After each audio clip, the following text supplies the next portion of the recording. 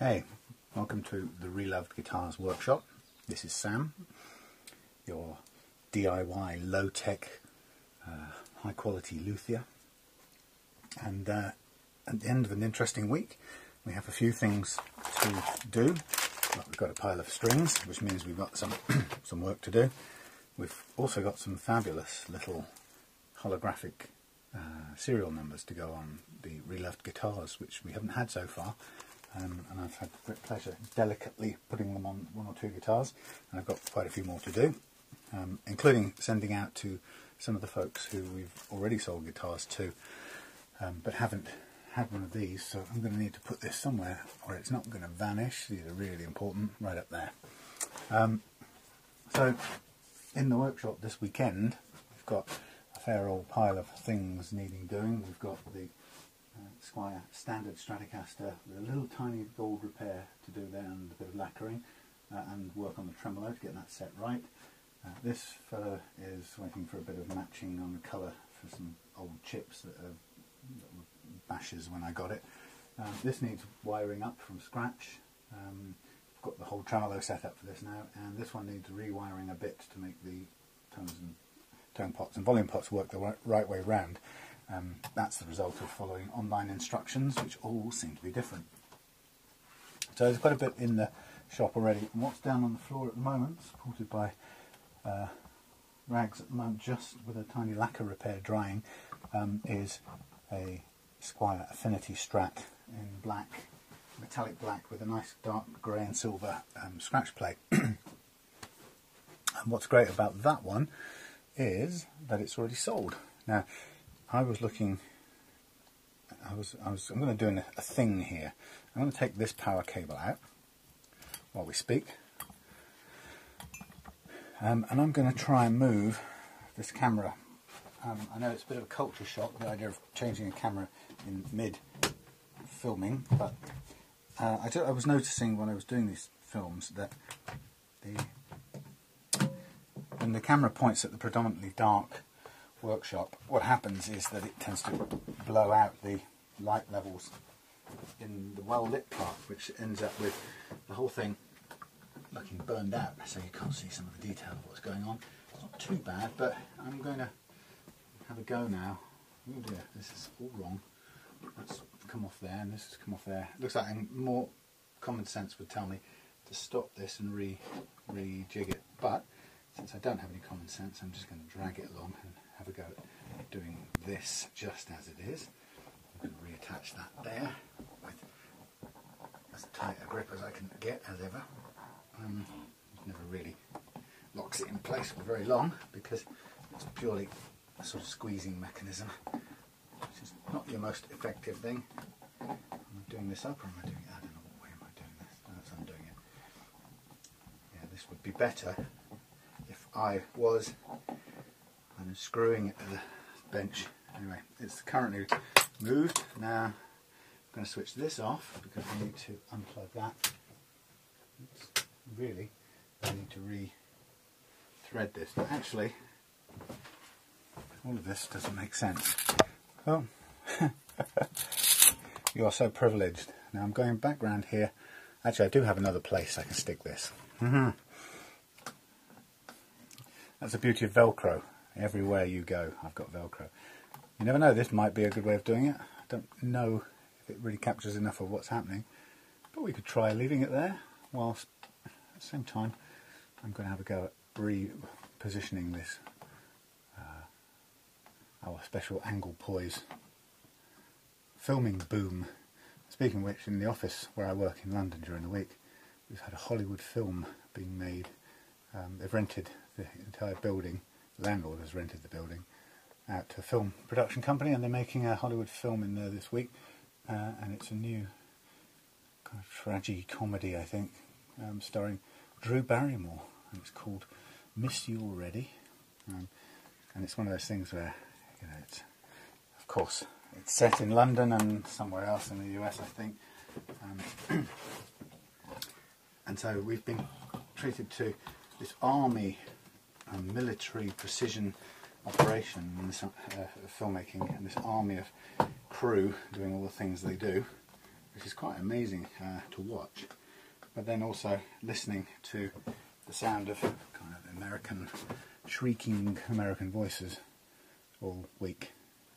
Actresses with a particularly shrieky American way. Nothing against my American friends, but it's slightly unusual to be in South London and to hear loads of yeah, kind of Hollywood rom-com type thing going on. But yeah, very interesting, really interesting. Highly recommend it if you get a chance to see one going on. Right. Okay, so this isn't working, and that's because that's split. Well, what would you know? Okay, so I have no chance at all of this working because it's split. Can I repair that? Oh, not really. Could I? What does this do? That just presses down on that. Could I put a large metal washer on that with a piece of super glue? Well, if I had a spare large metal washer, which I do, could I super glue that to there? Yeah, maybe.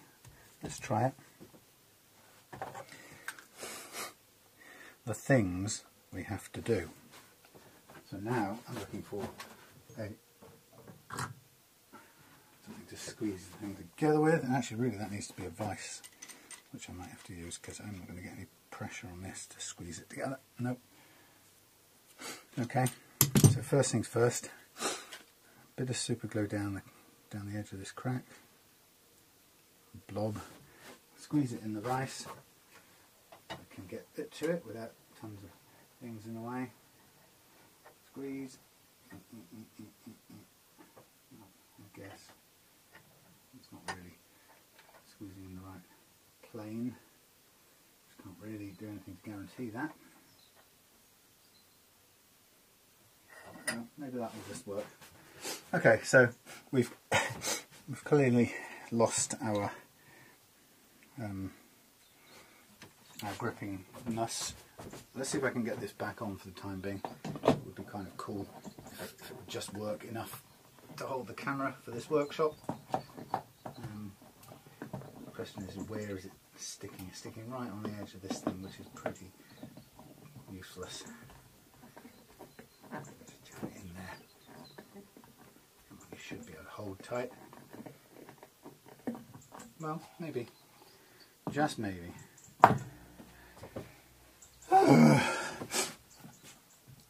Honestly, the suffering we have to go through. Now, that means everything else here sort of changes. It pushes our toolbox a bit more into this space, which, okay, we can live with. Remove this. We go kind of back to where we were. Ooh, this is weird. Different view. So what are we seeing? We're seeing more of the bench and less of the background. That was the plan. And I can still rig up the power to it. Which way am I coming with the power? I'm coming down the thing and into the side. I don't really want to drag it down. Yo! Right, so how much movement have I got? Yeah. Can I get forward? Yes, I can slack off the rope and I can pull that up. Wow, this is like being in Hollywood almost. Alright, I'm going to stop this malarkey. I'll take it from there, and I guess we'll do a bit more fixing when that thing's set, and we'll glue some more stuff. Meanwhile, let's go back to where we were. So hello, 10 minutes of me faffing about, I'm sorry. It's the price you pay. Okay, so why are we, that's weird. Let's try it. Let's try this, but then we can swivel back in. Okay, so the big deal of this week, apart from selling one to my dad and stepmom to give to a stepbrother for a birthday Christmas present, I sold the blue, not that one, the blue Squire Strat, which was kind of lucky really because it was a bit of a Frankenstein guitar. So I'm pleased to have got a buyer for that. They wanted it mainly because it was sky blue rather than it being the best guitar in the world, because it has some problems, but I've got it to play nicely anyway. Sold the affinity Strat there to my old college friend Bob, and sold the vintage SG finally. I've had that quite a long time, partly because I wanted to keep it, but sold that to a nice buyer somewhere in, I think, Northamptonshire or somewhere. So 3 guitars shifting this week, and in comes a guitar that I went to Reigate to collect, and I'd like to introduce to you. I've forgotten what number it is now, so I'll have to tell you that separately. But welcome into the household this fabulous Gould GS1350, depending on where you look, or GS135. Saw this advertised, put a bid on it, or a snipe on it, and won it a week or so ago. And from the pictures, actually, it looked like a really bog standard kind of semi-acoustic. Doing a bit of research into Gould, there's nothing majorly special about them. They're not hugely respected as a brand, but the research told me that the people who had them said actually they're pretty respectable guitars once you have them. If you're not bothered about the kind of brand name, the sexy brand name, these have a good reputation as solid guitars. And actually, the research I did showed me that the only thing that was wrong with them is that they needed setting up, by the sound of it. So, emboldened by that, well, I bought it anyway, so emboldened by that, I went to pick it up. Picked it up from Reigate in the week, one of my little trips out from the office to a strange place that I've never been to. Met with a nice chap who sold it to me, a young guy called Rory, and getting the thing in my hands, it turns out to be every bit as solid and as, I don't know, confidence inspiring as you'd imagine. It's a glued neck, set neck, an interesting step. It doesn't kind of, it's not like some of the Les Pauls where that heel bit goes all the way to the neck, but it's a set neck.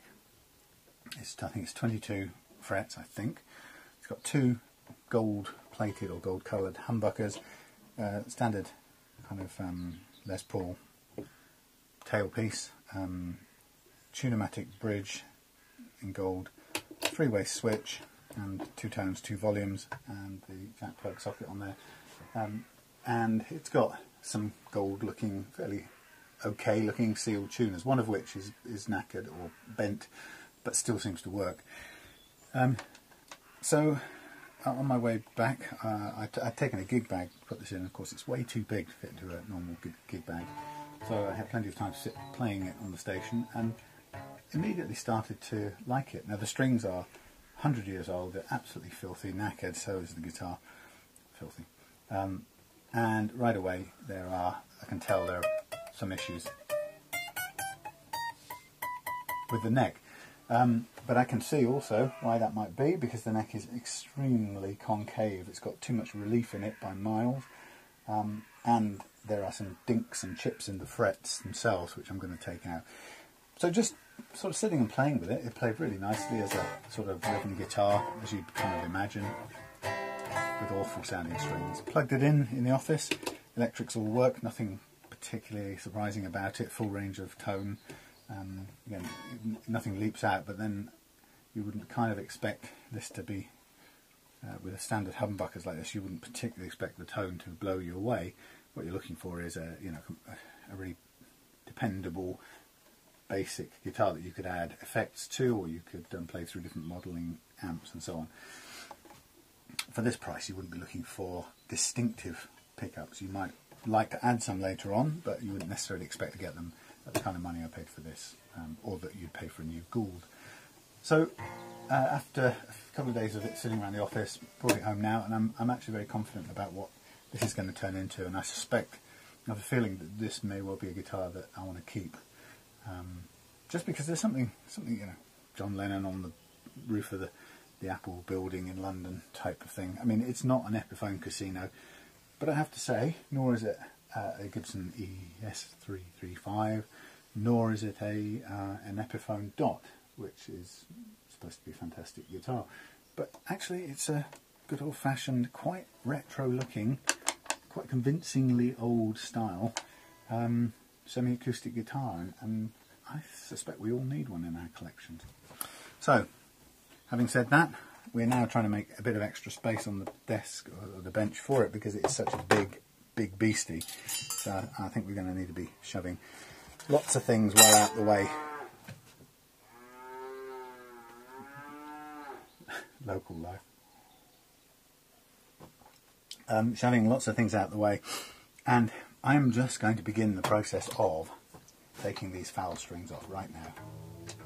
One of the strings here has been wound on the wrong way, so I'm conscious that it's we just need to do it the right way around when we come to restring. But restringing is going to be a while off yet. There's going to be a lot of cleaning and examining and adjusting, particularly of the neck. I think the neck's the real issue here on this guitar. I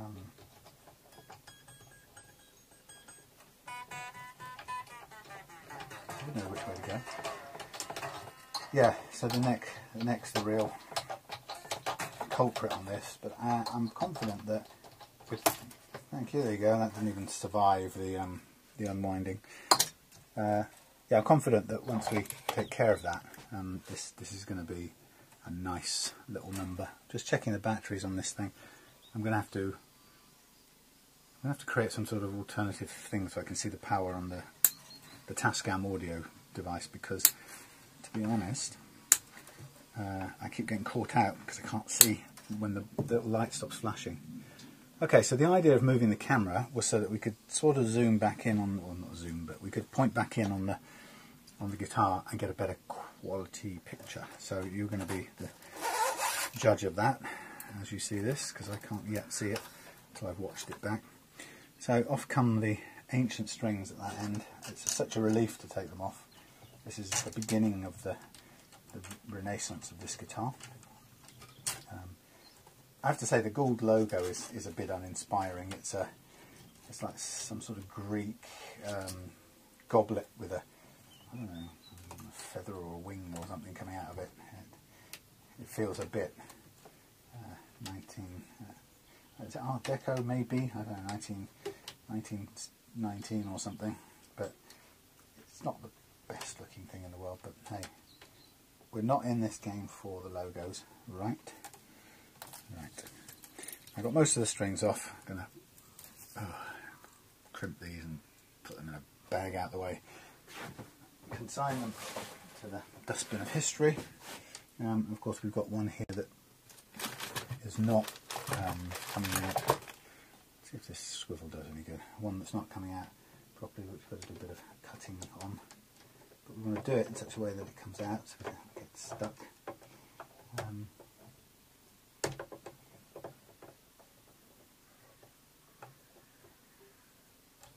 Yep, there we go, released.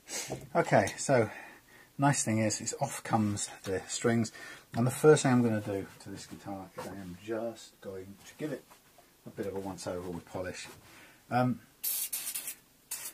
Just because I can, not because it's the final clean or anything, it's just because this thing is such a filthy old beast at the moment. It'd be nicer to work on it with a bit less of the gunge on it. So I'm just lifting off the pieces and giving them a quick once over. I'll give them a more thorough clean later on, but right now in fact I'm going to take all these pieces off because I'm going to reset all the action and heights and everything when we get down to it. So on this guitar now we're going to start our own little box of parts. I'm just going to take everything out that easily comes out. One of the things that I didn't think about when I bought this guitar was the fact that,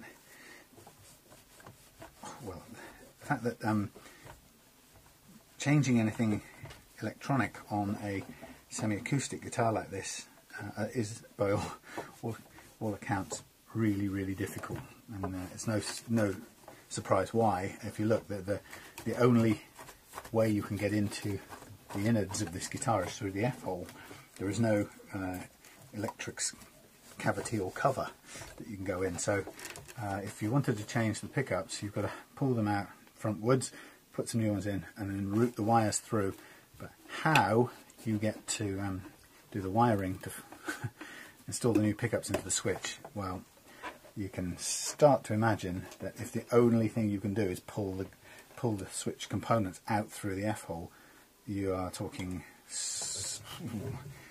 pliers of some kind and a lot of patience. So I in a sense, I really am not even going to start thinking about anything like that. This place is really full of flies at this tail end of summer. Yeah, so it's a definite no-no at the moment. Now I know people must be able to do it, and with some homemade bendy tools, I expect you could get into inside that cavity. But I think you could probably just as easily drop your components inside and lose the rest of your remaining hair trying to recover them and fix them back into place. So I'm definitely not starting out with any thought of replacing parts or anything like that. I'm going with, let's start with what's there, since it seems to work, and since the real issue here is being able to restore the playability of this neck, nothing else. I will take off, while I'm here, I will take off the scratch plate, just because it's something that does come off, or should come off without a problem. And there's nothing about it that requires us getting inside the cavities. They're all just screws, I think, as opposed to little bolts. There's a little bolt little nut just behind there, but I don't think there's anything more scary that's going to mean we have to get into the innards of this thing.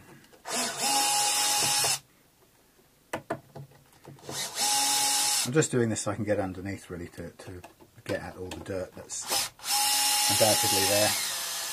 So we expect that nut to fall into the guitar, giving us our first F-hole problem. Oh, that should be so much fun. Right. Oh God. I have a screwdriver with a magnetic thing on it, so thankfully that's going to give us some fun fishing time. But already I could have done without that, really, as you could probably imagine. So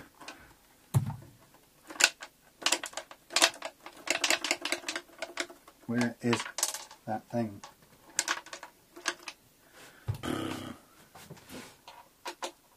Oh, what's that moving about in there? Let's have a look. Ooh. Some weird thing. All manner of surprises are going to be coming out of this guitar, I think. Like bird, yeah. It's Martin. He's got 6 or 7 boxes. Okay. How many would you like? Does he want us to take all of them? Here's what we can have. Oh, well, I'll take all of them if that's what he wants. That's ideal, Martin. We'll take all of them. And we'll bin any we don't need. Right. Thank you. I'll get Sam to come down a bit later on. Before 5, yeah? Brilliant. Thank you. Yeah, it's better we take them all off his hands and we'll burn what we don't need, or we'll sell it on eBay. I've just dropped a screw inside this. Oh, no. And of course the whole thing about this is there's no way in except through the F-holes. Magnet? Yeah, I've got the magnet screwdriver, but I'm now going to have to shake it forever until I can find the... Anyway. Before 5? Yep. Okay. Yep, I'll do that. Good luck. Thank you. Where's it gone? And why won't it? Ah, is that because there's a centerpiece? Right, maybe it is. Well, we could be here for some time.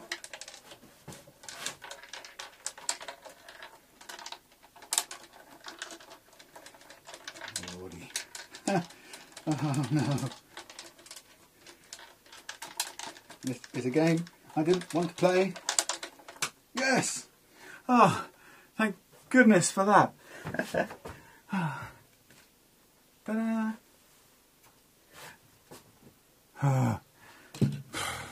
Right, lesson learned. You don't want to be doing that for hours on end, Sam. No, I don't. No. Right, so you've just seen the difficulty associated with working on a semi-acoustic guitar with just F-holes as your entry point. You drop something in there and you are going to be spending quite a bit of your time trying to get it out. I think I... Oops, sorry. I think I got lucky just then. Yeah, very lucky. So into there. Look at that dirt, beautiful. Yeah, that was Claire, by the way, who just came to tell me our friendly cycle shop, who supplies us very kindly with cardboard, as you can see building up down here, has got another 6 or 7 boxes. So at the moment that's more than we need, but I would much rather that we take them off his hands, and if necessary we store them somewhere else, or even if we have to burn them or skip them, rather than kind of mess him around and only take half of the lot and then leave him with disposal problems. Because the whole part about this this exchange is that he's doing us a favour, and we're doing him a favour by taking it off his hands. So if we then only take some, we haven't really done him much of a favour. He's still got the problem of disposing of the ones we don't need. So I'm going to go down there in a little while and get all of them. So we may see me struggling to sort out a lot of cardboard. But I tell you, it's a luxury problem, because in a sense, if we can't use it, well, we can find ways to use it, and that's the nice thing. And it certainly makes the bit about selling guitars on eBay so much easier when I've got access to good quality cardboard that I can make the packages out of. These frets look like they are sticking up at the ends. Don't know why exactly, or if they've really come adrift, but there's some, you can feel them pulling at the cloth, scratching or tugging at the cloth. Yeah, so the selling guitars on eBay and having to pay £10 a time or something for cardboard, and that's cheap actually. So it's more like £12 for cardboard, or for a guitar shaped box, is it's not good news. It puts a great cost on top of what we're doing, but it also passes it on to the customer. So I'm really pleased to be able to cut that down. We still charge a bit for packaging, because there's a lot of packaging tape. There's nearly a roll of packaging tape that goes into each box that we make, even from the cardboard we get for free. So and there's time and other padding materials that go into it. But it would be quite a bit more if we were buying a box or packing materials via eBay. So I'm really glad to have that arrangement with Martin down in the market town of Tavistock. It just feels nice that we're recycling his cardboard instead of buying it from somewhere else. And as I say, making the end price just a little bit better for the end customer, but also still being able to really go to town on the depth and thickness of the packaging, because the price of the cardboard isn't an issue for us. Instead of skimping on hoping that it gets through with loads of newspaper bunged inside, I can really double, treble sort of thickness the box itself, and actually use cardboard to make spacers to strengthen the structure as well, and have loads left over, because I haven't just paid £12 to get it from somebody making a buck on eBay. I'm selling cardboard for people like me. So, first stage of the game has been to take some naphtha, lighter fluid, and get rid of very quickly actually the basic finger goo. I haven't used it on metal bits before, so I'm going to see if it has a similar rejuvenating effect on this rather gummed up looking chrome stuff, and I think it does actually. I'm quite pleased to say. This could be the new cure-all magic solution. I think you will agree with me any moment now. Wow, that's quite a change from what it was before. So yeah, lighter fluid, go and note to self, get more of. I'm going to be using this stuff at a rate of knots. It's also safe to use, apparently, on the nitrocellulose lacquer that these things are probably done in. I can't be sure, by the way. I'm not an expert in testing materials like that on, in situ, but kind of assuming, unless I have read otherwise or somebody's commented otherwise, that that a guitar like this will be nitrocellulose. But, you know, on the basis that it could always be wrong, because you know what they say about making assumptions. I'll find out the hard way one day when I come and chuck a bit of nitro lacquer on to make a repair, and it does something entirely unexpected to all the material around it. God knows what. But okay. Well, not perfect. Hasn't taken all of the what do we call it? Corrosion away off the pickup housing cover. But it's taken a lot of it away, and we're seeing a shine that wasn't there before. I'm just going to give that a quick polish down. So already, yes, already it's looking a little bit shinier, and I'm going to do more cleaning than this, but this is just to get it into a nice state to carry on working on the neck. The neck now is free of goo. What I'm going to do is take off the tuners here and give them individually a good clean, and I don't think I can do it as well as I need to do it in situ. So I go get my little adjustable wrench out. Not the best thing in the world. I should invest in some new spanners, a sort of small set of spanners with the full set. Note to self. But this does okay for these jobs if you're careful. It's perfectly adequate for starting the process of that. This isn't Jurassic Park, by the way. Yeah, so adjustable spanner can be perfectly acceptable for starting undoing things and doing them up to a certain degree, but you don't want to be attempting to do something up with an adjustable spanner that really should be done up with a proper spanner, a ring spanner or a C spanner, just because you're likely to end up spending or distorting or gouging the metal, and that's a silly thing to do. Okay, so I'm going to slack off these little screws on the tuners. One of them I know is one of the tuners I know is already broken.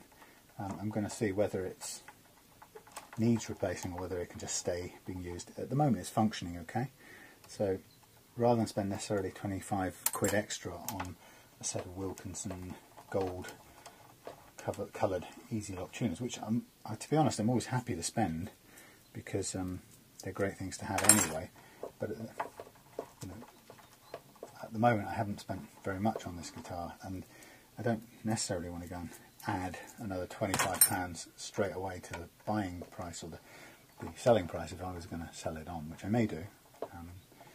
Part of the reason I may sell it on is because although I want a semi-acoustic in my own collection, I'm also keeping an eye on a vintage brand, yes, you'd be surprised to hear, a vintage brand semi-acoustic, which I think will be streets ahead of this one in quality. I think, I don't know, but based on what I know about vintage quality, I expect it to be extremely good quality, and if that were the case, if I were to get that at a reasonable price, then I may opt to keep that one, and it would be a pleasure to renovate this one and sell it on, because already I can tell that once done this will be a very, very nice guitar, particularly when I've set it up. This will be a very nice guitar for somebody to have. So whether that person is me or someone else remains to be seen. Or I should say, whether that person's me or you remains to be seen. If you're watching this, it could be that it's you. So, I've had some good, nice feedback actually over the last couple of weeks. Not just from buyers of the guitars on eBay, which has been really, really encouraging. I mean, well, some feedback we've had. In reality, the 9 guitars we've sold and got feedback on, all 9 buyers have left really, really glowing feedback, which is extremely pleasing. Thank you. Extremely pleasing. Not just from a needing compliments point of view at all. It's extremely pleasing because it means we're doing something right, and that means we should carry on doing it and look to find ways to do it even better. So extremely pleasing to know we're doing something right, but also getting some nice feedback from an increasing subscribers on YouTube. Now the interesting bit is my YouTube channel was never meant to be, or never began as specifically a Reloved Guitars channel. It's just my channel on YouTube, kind of really, checking out family pictures and so on, videos. But it's sort of now morphed into obviously the home of a lot of these videos, and so we're getting some visitors coming who haven't come via eBay, haven't bought a guitar, but are just finding it, and amazingly are watching an enormous amount of the video, and then commenting that they've used some of that advice to do their own guitars with so far very good results. So that's really pleasing too. Although I never set out to be the sort of the source of the right way to do anything. It's a pleasure if something that I've done here also helps somebody. But I put a proviso on all these videos that says these are not meant for entertainment purposes. Do not watch them and criticise them because they were long and repetitive and boring, and I went outside or Claire came in and made me a cup of tea. It's tough. These videos their primary purpose is to sell this guitar that you're looking at. Make no bones about that. I'm not ashamed of that. It's meant to. Its purpose is to help somebody who's interested in it, sees it on eBay or whatever, to come and make an informed decision. So there's no shame in that. But they aren't meant as kind of light entertainment. So nobody, other than if you're interested, nobody's particularly meant to watch them, and I don't make any apologies that they're long and repetitive.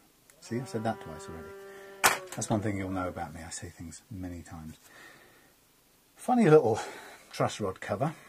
Not the handsomest thing in the world. I much prefer a smooth one. I might even make one up, but it's a 3-ply thing in black, white, black. But I don't know if you can see, but the way the holes are right next to the plastic edge just feels a little bit badly thought through. So that could be a candidate for replacement. And actually, there's no reason on earth, given the colour of the scratch plate, that I might not make a replacement out of a similar piece of cream. It's not exactly the same, but I might find another piece of plastic and make another replacement out of it with a bit more curves. Right, so here we are. We have got ourselves a basic, wired up, ready to go Gould GS1350 or 1350, depending on who you're asking. Bought for very, very reasonable money from a very, very nice eBay seller, and all working, neck needing some close attention because it is both over bowed and also there's some really, well, some of these frets, first of all, they aren't really seated properly at these edges. I don't think there's going to be a lot I can do about that. I'm not going to go around hitting them. If you've ever watched any of these videos before, you know I'm not a fan of bashing frets with hammers. Not that I've ever done that, but I'm not about to start doing it either for some particular reasons. I've got what I think are fairly good reasons why not to want to do it. Since I've started or finished, and one of the reasons is when you think about the way that the frets are glued into place in a little saw cut, a little slot's cut, very accurate little slot is cut with a saw to a certain depth, and then the fret is placed into that trench. The tang of the fret is placed into that trench, and I think it's, as far as I know, it's glued into place, or it's pressed in there with glue already in the slot. So that's all going to set, and it'll set in position. And glue sets quite hard. I mean, it's got some viscosity, I suppose, but it's nonetheless it also still sets quite hard. So that all sets, and then years later, some lout with a hammer comes along and let's have a think. There's the fret sitting. I'm trying to be. How can I do it? There's the trench cut in the wood. Fret sits in it long ways like that, and it's all glued in place. And then somebody later on comes along and bangs it with a hammer.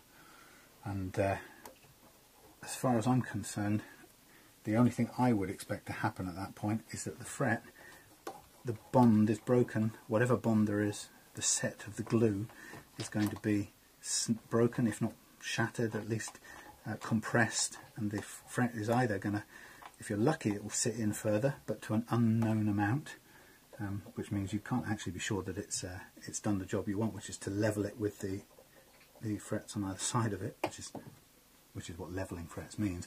So the best you can hope for is that it's bashed it further into the hole to an undetermined amount, or the worst that will happen is that it recoils and springs back out a bit, and all you've achieved is having widened the little trench that it's in, and also broken the glue bond, or compressed the glue even more than it originally was. So I'm not a fan of bashing them. So I've got frets here that are sticking up at the edges, and I'm going to leave them there because that's where they are happy. So what I'm going to do is I'm going to level these frets, and if the edges are high, they're fixed high at the moment. There may be a gap, but they are fixed in place with that gap. They're not springing up and down. And my fret levelling is going to take a bit off that edge, and it's going to bring it level.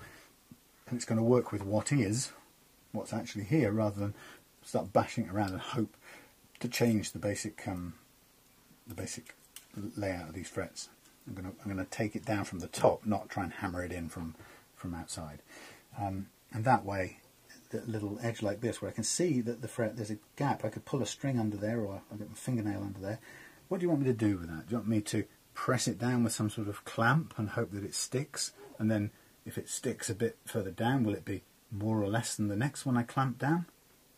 What I know is right now they're all in place and none of them are moving. So the best thing for me to do is leave them as they are and level them by taking stuff off the top. And I've got plenty of material left on here to do that. And that's going to give us the level without bashing around randomly, hitting things with hammers.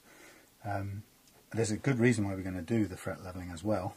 You won't be able to see this, it's far too small, but I've already discovered this week there's a really deep gouge on this 12th, 14th fret, and that literally catches the strings when you try and bend them, and it just grabs them, and eventually will break them if you try and bend too much. So there's one very, very clear defect on those frets that I want to get rid of, and there's a bit of wear down here. But overall, I'm going to level them so that in combination with setting the neck relief properly is going to end up giving us back the clear plain notes that we've lost, or that currently aren't there. So to begin with, and I'm conscious of time because I need to go out and I need to be going out and picking up these boxes from town from our kind, friendly bike man. But to begin with, I'm just going to find the right, I think I'm going to find the right Allen key. It's always the way, lose it to begin with and then spend hours left with it. I'm going to try and find the right Allen key, and it's hiding under the box over here. And with that, I'm going to cut my finger off with a craft knife. I'm going to just see if that fits the Allen key. No, it's a smaller one for a change. So I'm going to bring out our various versions. And okay, it's that one. Well, it's roughly that one. Let's see if it's this one more than that one. Very similar. Who do you go with? Well, maybe one's metric, maybe one's imperial. That one feels a fraction bigger. Less movement. Okay, so we'll start with this one. So what we have a neck where I think there's too much relief in it, and there still is, even with the string and pressure off. We've got movement on this, dragging the power cable around a bit. Need to do a bit of rejigging of this whole setup here, and we need to pull our rope. What was I trying to do? I was trying to do more of that. Yes, this is all a little bit makeshift. Okay, so I have a little diagram here to remind me, because I'm really bad at following obvious instructions.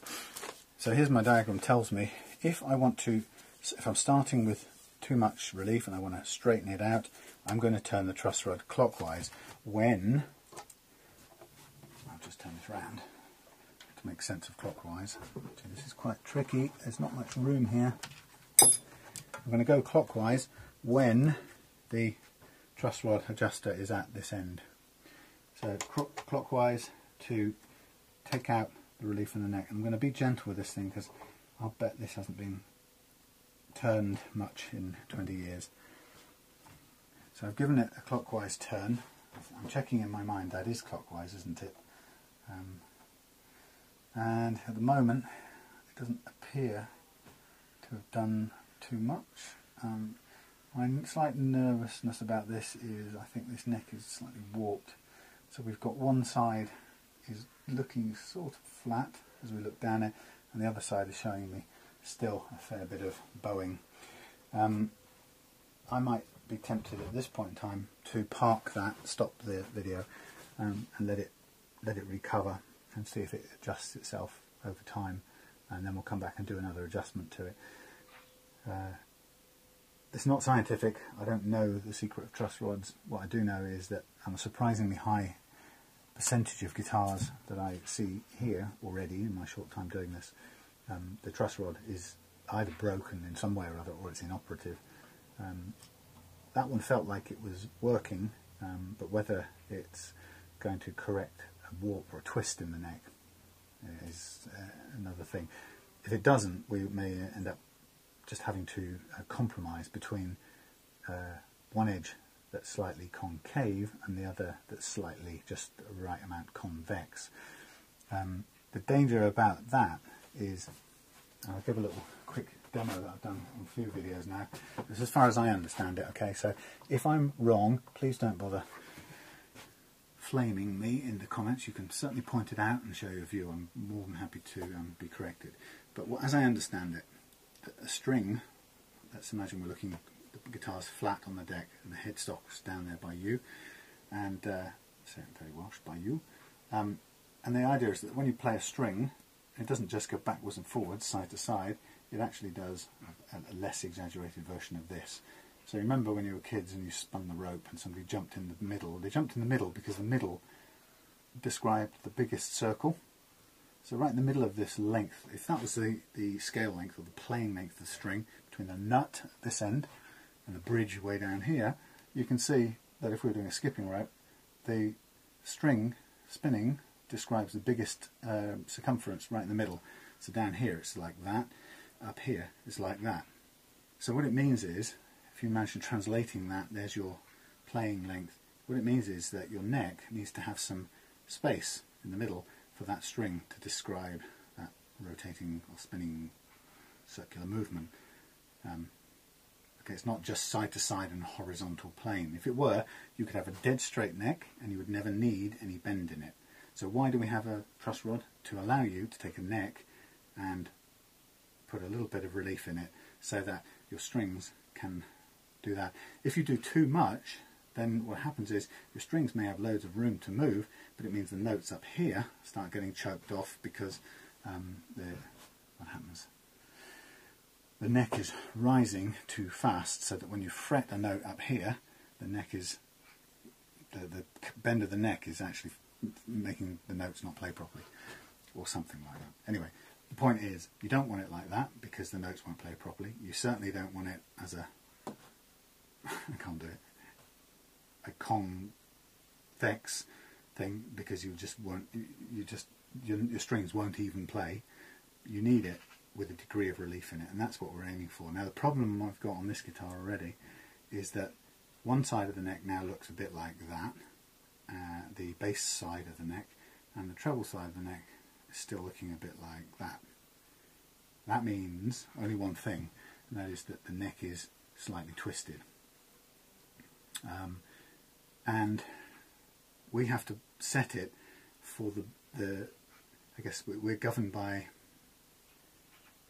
the minimum amount of relief that will allow all the strings to sound cleanly. So if you think about it, we have to start with the straightest one, so we know that the bass side at the moment is about flat, and if what happens then is we're going to set the relief on that bass edge, so when we restring it again, we're going to want to put a bit of relief in on that bass edge so that those bass strings can do that. But we also know that if the twist or the distortion in the neck is still there, we know that as we put a tiny bit of bend in that straight edge down the bass side, we also know from what we can see here is that the treble side is going to be quite a lot more, which is going to be probably more than you want. So we're going to have to compromise.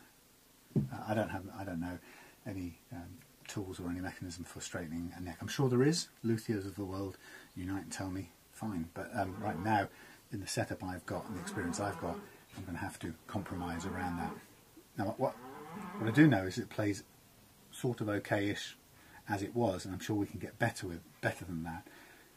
Particularly if we level the frets, even with the slight distortion. What it means is that if we accept there's going to be a certain amount of distortion, we're going to level the frets with that slight distortion on one side of the neck into the bargain. And what it means is when we come to restring it, our frets won't technically be as exactly level as when they started, because we're not starting with a level.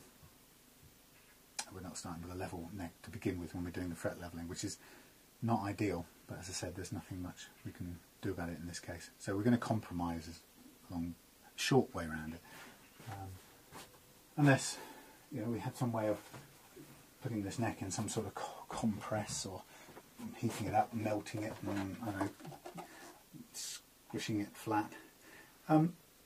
Just looking at this now, just after a few minutes, right now I would say the bass side is almost exactly level, and I'd be kind of keen, happy to start fret leveling on that side, but there is a bit of bow still in the treble side. It's actually not as much as I thought it was, but I can see that there is some kind of distortion that makes that the case.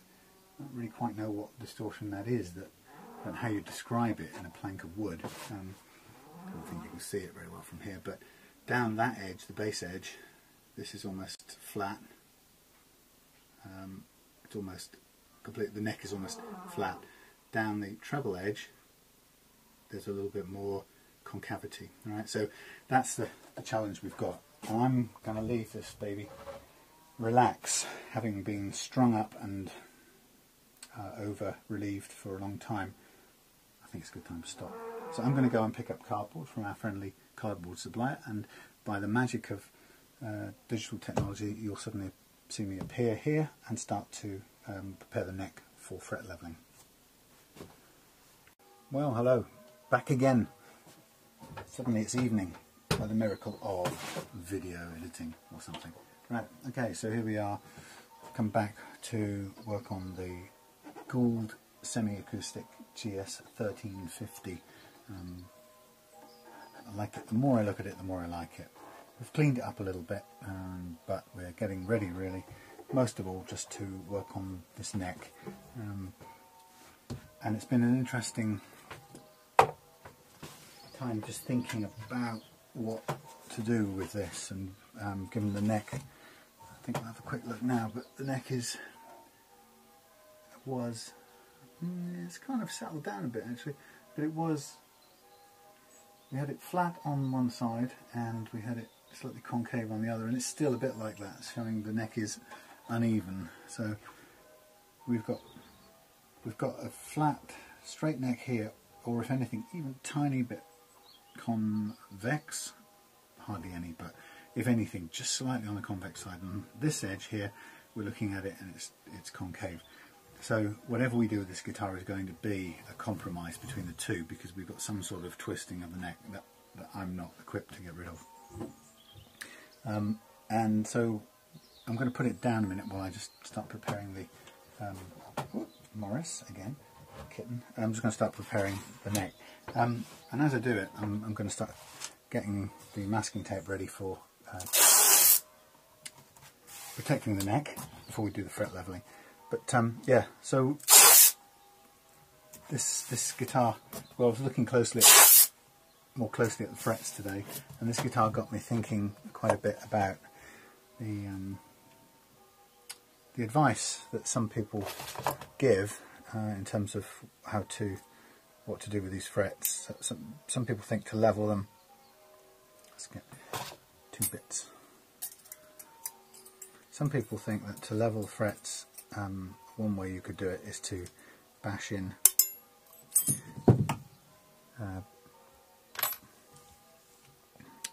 the frets with a hammer, and I've never been up for that. So looking down at the frets of this guitar, what I saw straight away is that some of them, they're not really brilliantly seated in the neck after all that time. Who knows, maybe they've slightly kind of, risen slightly out of the wood, out of the slots they're in, or maybe they were never banged fully in the first place. You see, by the way, we're building up greater supplies of cardboard here, because the last time we were on the video I was off to get cardboard. Well, I've got more of it. But yeah, so back to the frets. One of the things we saw when we were looking at it earlier on is that you can see that these frets don't perfectly sit, especially around the middle parts, don't always sit perfectly embedded into the neck. And the question arose, what do you do with that? Do you go along with a hammer and bash all of these in? And I think I've said loads of times before, I'm not a fan of doing that. What I do see, think about the logic, is when you press these frets in, even if they appear to be sitting slightly high, and you can even get a bit of paper underneath them sometimes, the point about it is do they move when you press them down? Right? If they do move, then of course you've got a problem. You need those frets to sit firmly down. If they don't move, then whether they're as flat to the deck as you like, it doesn't really matter. They're still fixed in position, even with those little gaps. And the point about it is even if they're fixed in position, bashing them at best, I think, is going to weaken that bond and make them less fixed in position. So given that they're fixed in position, even if there are little gaps under the middle of them, and even if I were doing it again and refretting it myself, I'd want those things to sit better against the actual wood of the fretboard. That's another issue. The fact that they're fixed in place, they're solid, and there's no movement when I press the strings or press the frets down, tells me that I need to leave them well alone and work off the top of them. And that's my conclusion, is to bring the level of the frets down from above. It's another reason why I don't ever like hitting frets to try and get them to level up. As I said, partly because if you do that, you've got no idea, no measure, no accurate measure of how far in you are bashing the frets, and how do you know you're not creating more unevenness than you started with? You don't. So, okay, so here we have the very big guitar, and this is quite tricky because I don't have a lot of spare room on this in this place to do what I normally do, which is to work with the masking tape. And I'm just thinking if there's a way I can arrange this to give myself a bit of extra room. Possibly not. Do I have enough space? Well, no, we'll just work off this side. Right, so what we do is we're going to, if I knew where the knife was, that's the problem with here, lose things too easily. Right, so I'm going to take the masking tape, and starting with the full width thickness of the tape, I'm going to put it onto the fingerboard. Notice I'm just going to leave it dangling off the sides, and I'm going to go down. First couple of frets I'm going to do with large pieces of tape, and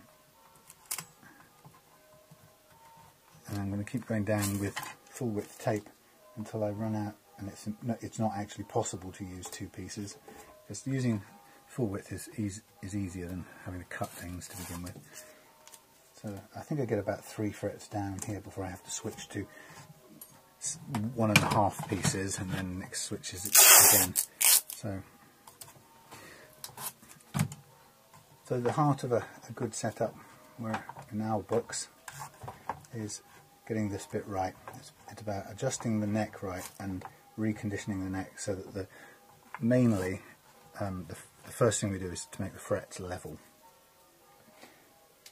If you don't have level frets, you will still may have a playable guitar, like we've already seen this guitar plays to a certain degree. But what you don't have, if you don't have level frets, is another way of saying, if you have level frets, it constrains you in what you can do. Interesting. What's that? Oh, I've pulled up a bit of wood. That's right. Yeah, so the uneven frets constrains how low you can drop your action, and it's probably true to say that for most guitars that you'll buy second hand or even new, often if they're budget guitars, the playing action will be set to accommodate the inherent faults on the neck of the guitar, or the high frets. So most guitars will come with an action that's high enough to let the guitar notes ring out without any buzzing or any choking. And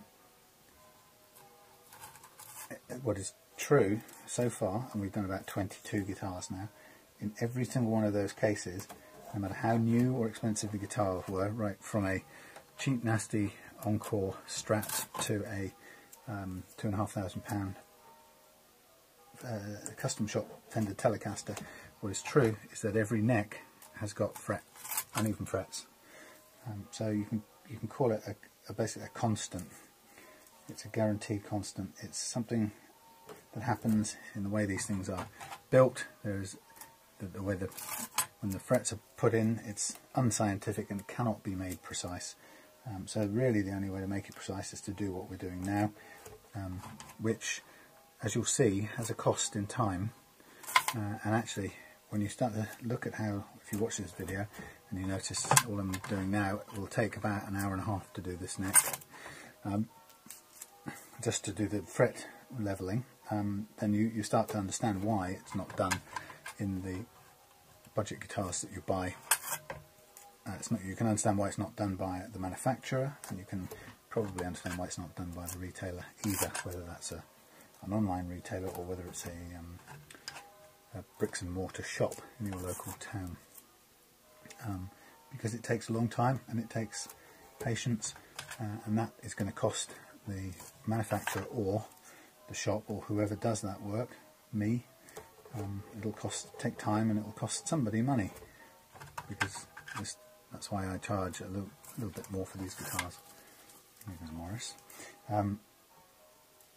So if the manufacturer were to do all this work to get these necks and the frets perfect, then you'd have to expect that the cost of that would be factored in somewhere to your guitar that you buy.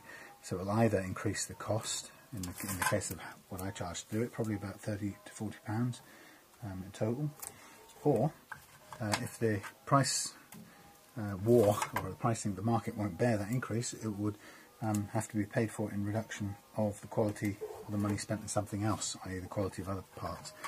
So you can see that neither of those things is kind of possible in the market that we have for electric guitars, consumer market for electric guitars. People aren't prepared to pay nearly £200 for a new Squier Affinity Strat, even though that's what it would really cost to get the neck as good as it should be.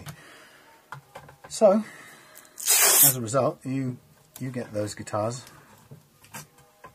You buy them from somebody who's bought them from a new set, maybe it came with an amp or whatever, and it's fairly likely, it's common, that nowhere in that chain of ownership has this work been done, and so that most people's experience of a budget guitar, whether new or second hand, is that they are at best okay to play you know, they might be nice and shiny, they might look the business, and they might sound great through your big amp and your effects.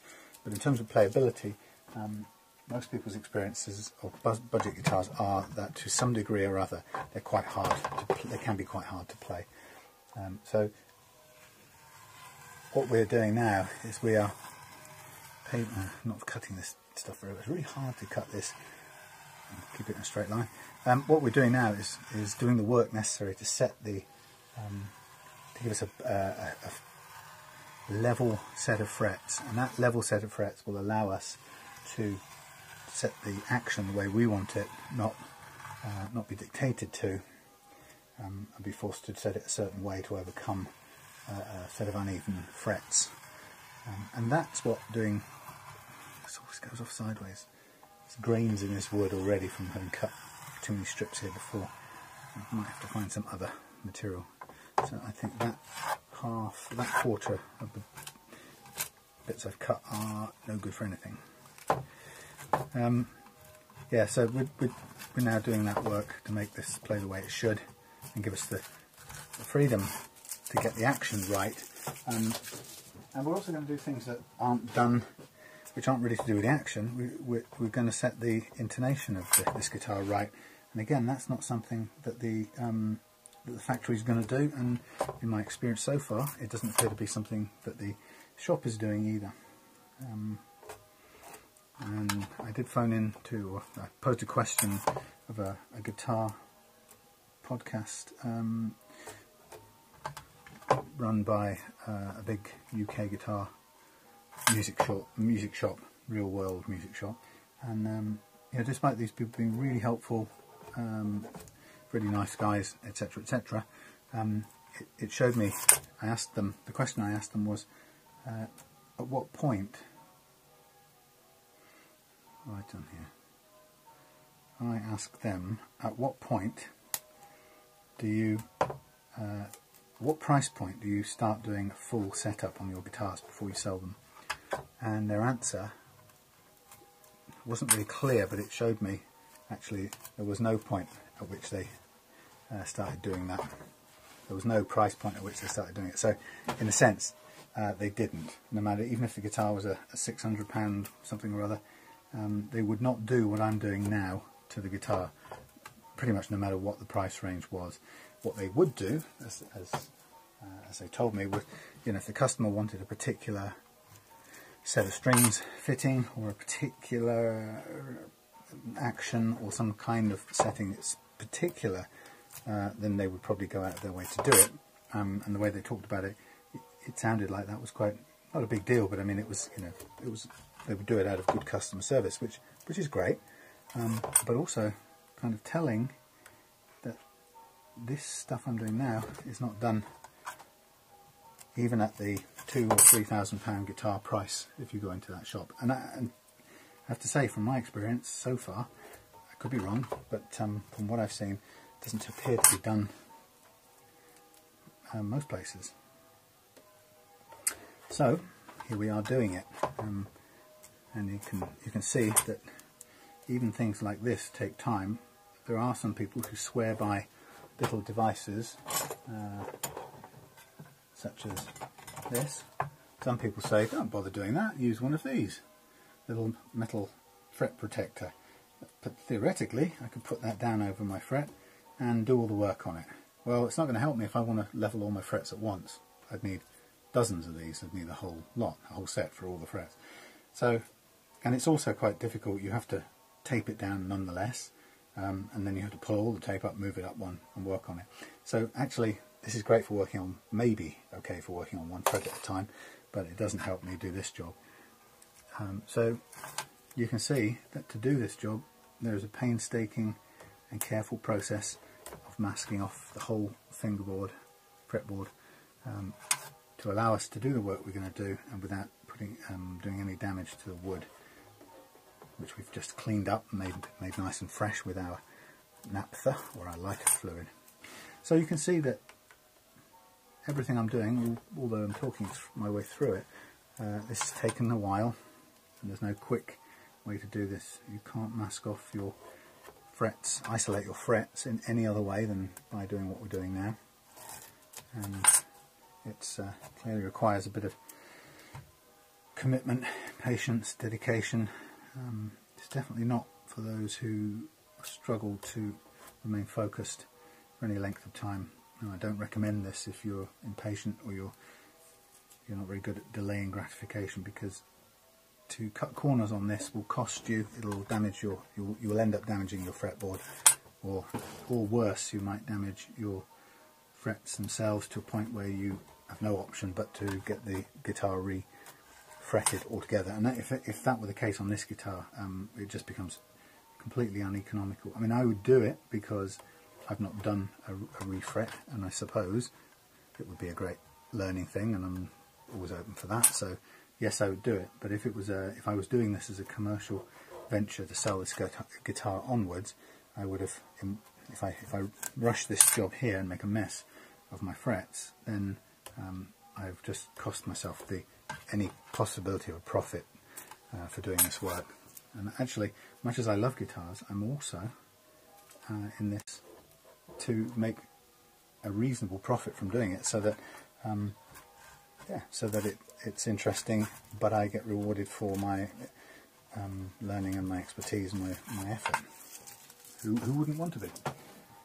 So, okay, so what I'm going to do now is pick that up in a minute. Once I've done this, I'm going to push these tabs around the back and punch them together. So I'm getting a protective cover for my fretboard, but instead of wrapping them round on each other and flattening them, I'm creating a set of tabs at the back. I'm having done this loads of times now. What that will do for me is it will actually make it a hell of a lot easier to get the paper off, because I can rip these tabs. It sort of runs out of that when you get to this end of it, because you can't get around the whole this part of the neck very easily. But what I'm doing is I'm just going to press these in so that they stick to the body and hold down. And while I'm here, because I'm using a fret leveling file, I'm also going to find my screwdriver, which I've now lost. Where did I put it? Who knows? I'll use something else. What I'm going to do is I'm just going to wind down the pickups. I don't need this for a minute, or do I? Things are a bit out of place, so I'm not quite sure. Right, here's my screwdriver. Right, I'm going to wind these pickups down. I wound them up a little while ago because I wanted to clean the sides of them, but now I'm going to wind them down a bit further, just to get them well and truly out of the way of the fret leveling file that's going to go along the top here. And the same with this. You don't have to wind them down, but it's just a kind of little precaution. I don't want to scrape these. And while I'm at it, what I'm also going to do is I'm going to mask off a bit of this around here, because I don't want to damage anything about the nice finish of this guitar. A masking tape is relatively cheap by comparison to this lovely finish. You'd be really sad if you damaged that finish through rushing or not taking adequate care of it. And I don't really know how far I'm going to go with this, but while I'm at it, I'm just going to make it my business to mask all of this end off, so that whatever I do, I don't damage this guitar. It may be that that's going overboard. I'd just rather be safe than sorry. If I'm doing any work down here at all, I don't want any badness to happen to this guitar.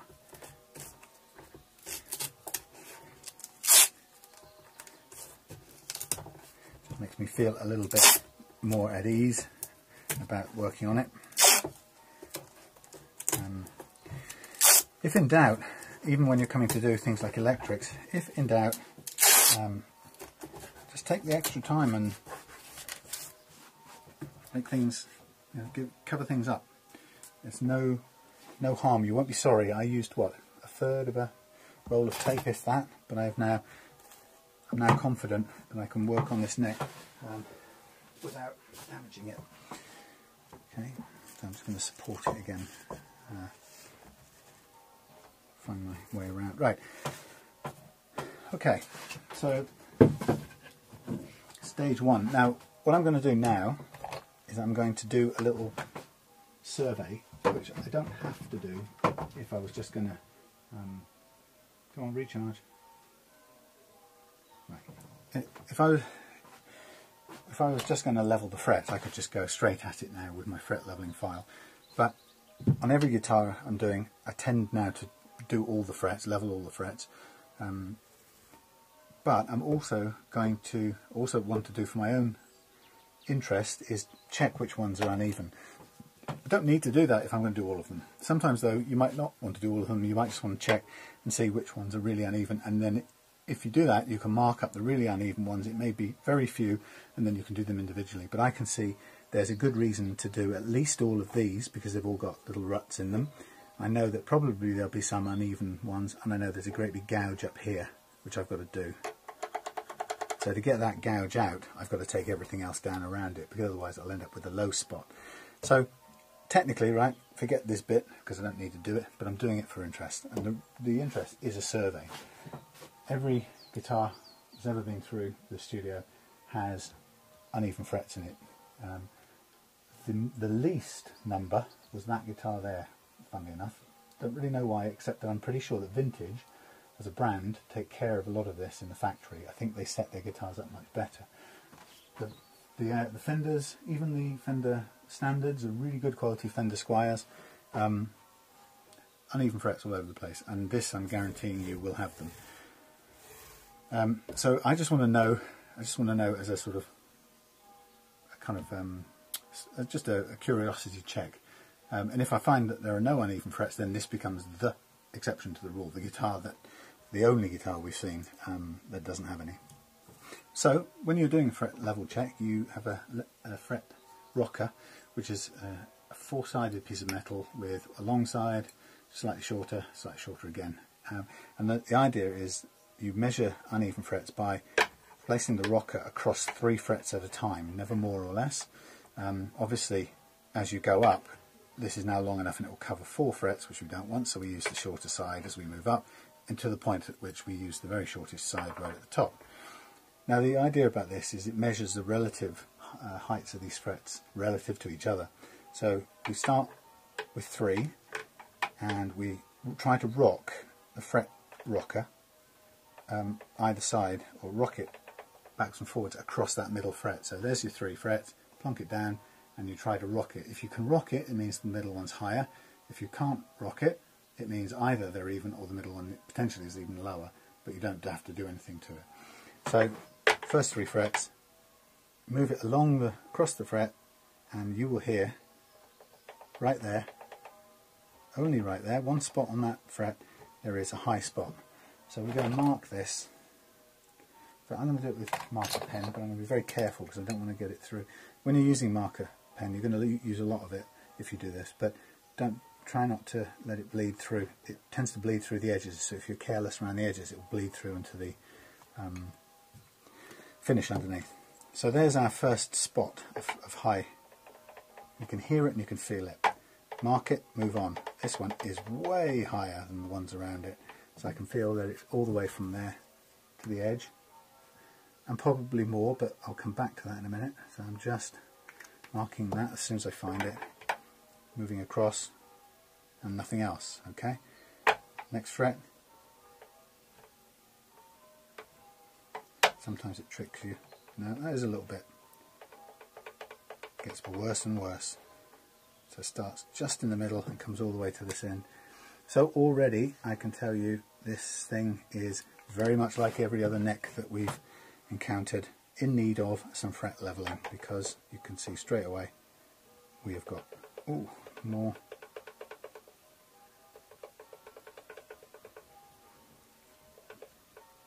We've got uneven frets pretty much on every fret so far. Every fret is an uneven fret.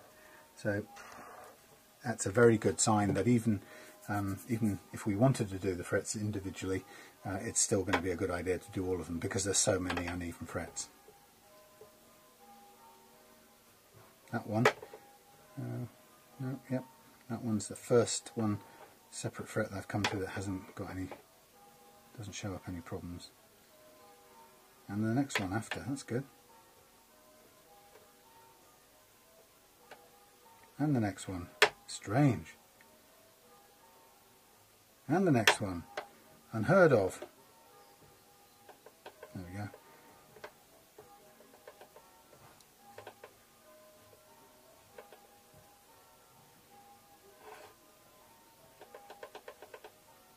So hardly, it's really interesting. It's very, very specific. It doesn't go very far, only about that much, but it's very significant where it is. And so it's not, doesn't stretch too far, but where it shows, it's quite high. And sometimes now you get interesting things where they seem to mirror, where that one stops, the next one begins, and vice versa. So that one appears to be the missing bit of that one, but there's clearly a relationship between the two.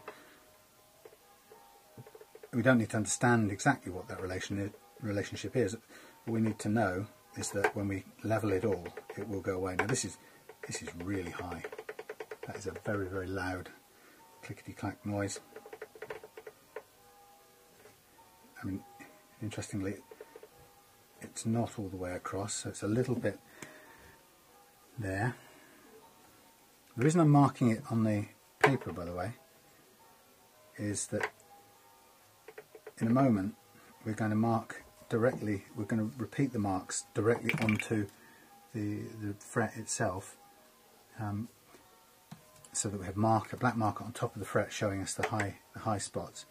And the reason we mark the paper as well is because once we've leveled the fret, we're going to have taken off the marker that we've put on the fret itself, and so the marker on the paper will tell us where the high spot was, because we won't be able to see it by looking at the fret top, because even though we will mark the fret top in a moment, the first swipe of the fret leveling file will take off the marks we put directly onto the fret. You'll see as we go through. Now this is the fret with the great gouge out of it, so look forward to, oh dear, that is major. Everything from that point onwards is really, really high. We'll definitely take care of that. So you can see that we've got a little gap here with nothing in it, but the rest of it is riddled with high frets. I could stop here right now because, to be honest, we've learned enough about the condition of the frets on this guitar to say actually it's about 60% probably of the frets on this guitar are uneven. Here goes another one. 60%, and that's very, very typical, quite typical of the Fender Squier range. As I say, the vintage guitars are probably some of the best and most level.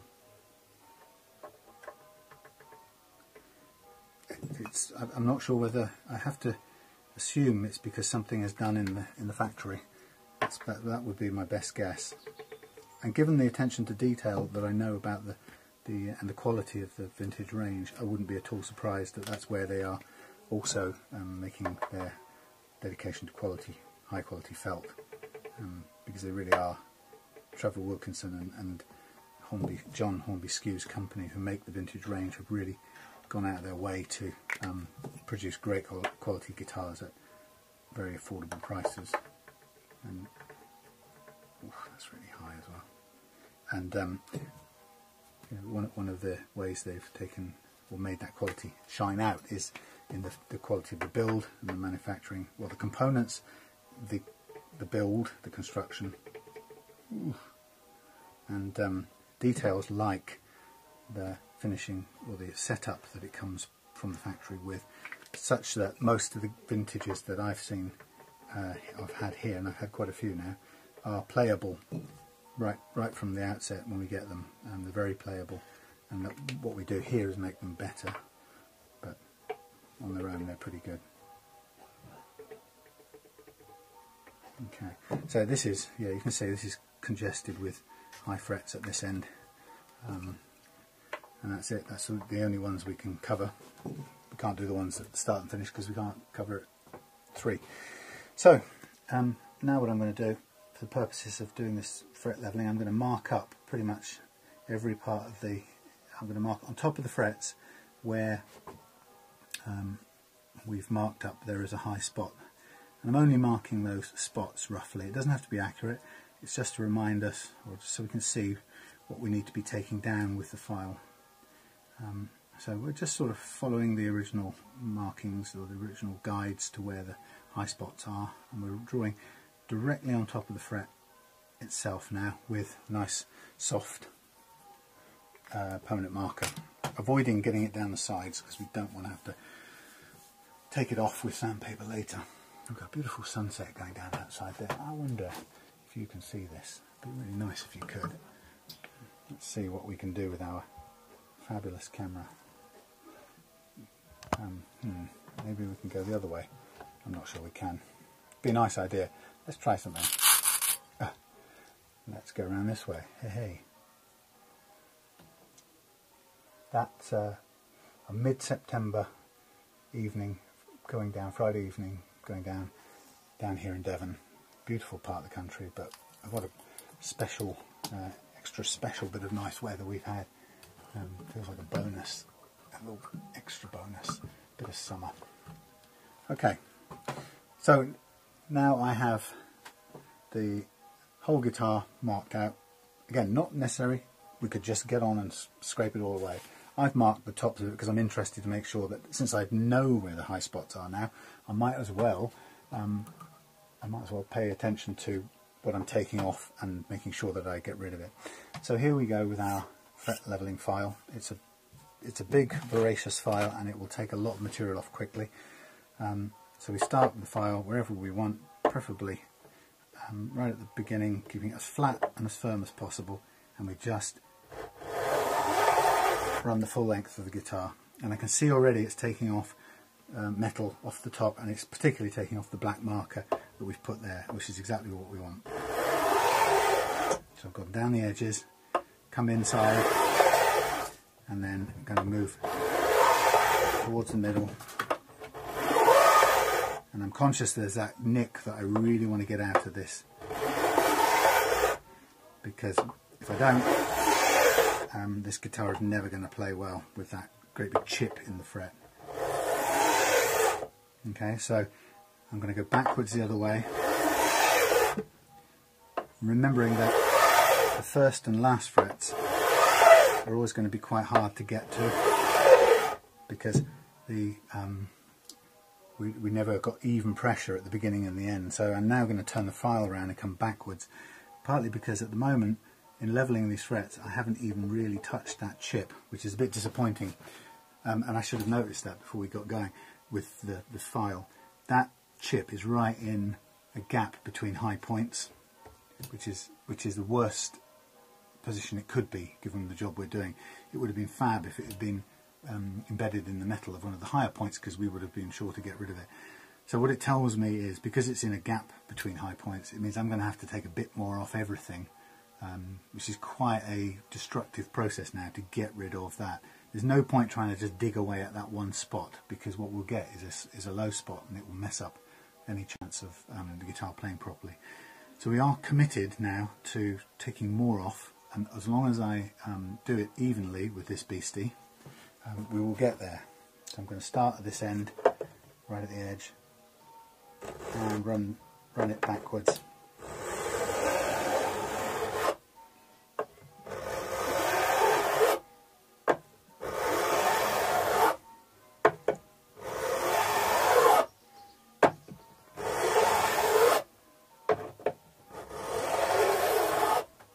Now, like I said, the beauty of this is, although it's quite destructive, it is going to be taking away an even amount on everything, so that when we go and recheck at the end of this, we should see that all the frets are still level compared to each other. But even still, we are struggling to get this, we're struggling to even reach this spot. It's a kind of a low spot in the whole guitar. Very, very unlucky. It's just pure chance. That's all there is to this. But we're going to get there. But we are aware that we are taking away a lot of material to remove this one one piece of damage, so somebody's dropped the guitar or it's fallen on its face and banged the string into the fret. So look at what we have to do just to put that one piece of damage right. We've got to cut away at a lot of material, and we're just starting to touch it now, which is kind of alarming how much we're having to take away to get just a touch on this. We may just have taken the edge off that. And again, I'm going to come backwards one more time across all the edges of it.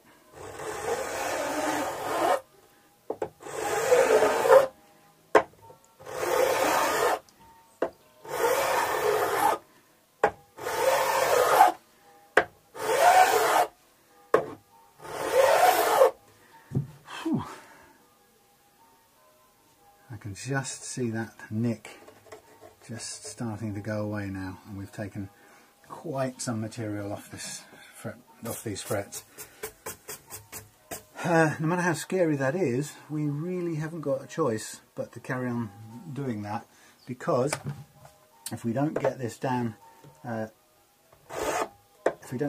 the right level, that chip is going to stay there. And we're gonna never get it out, and that's the really harsh bit.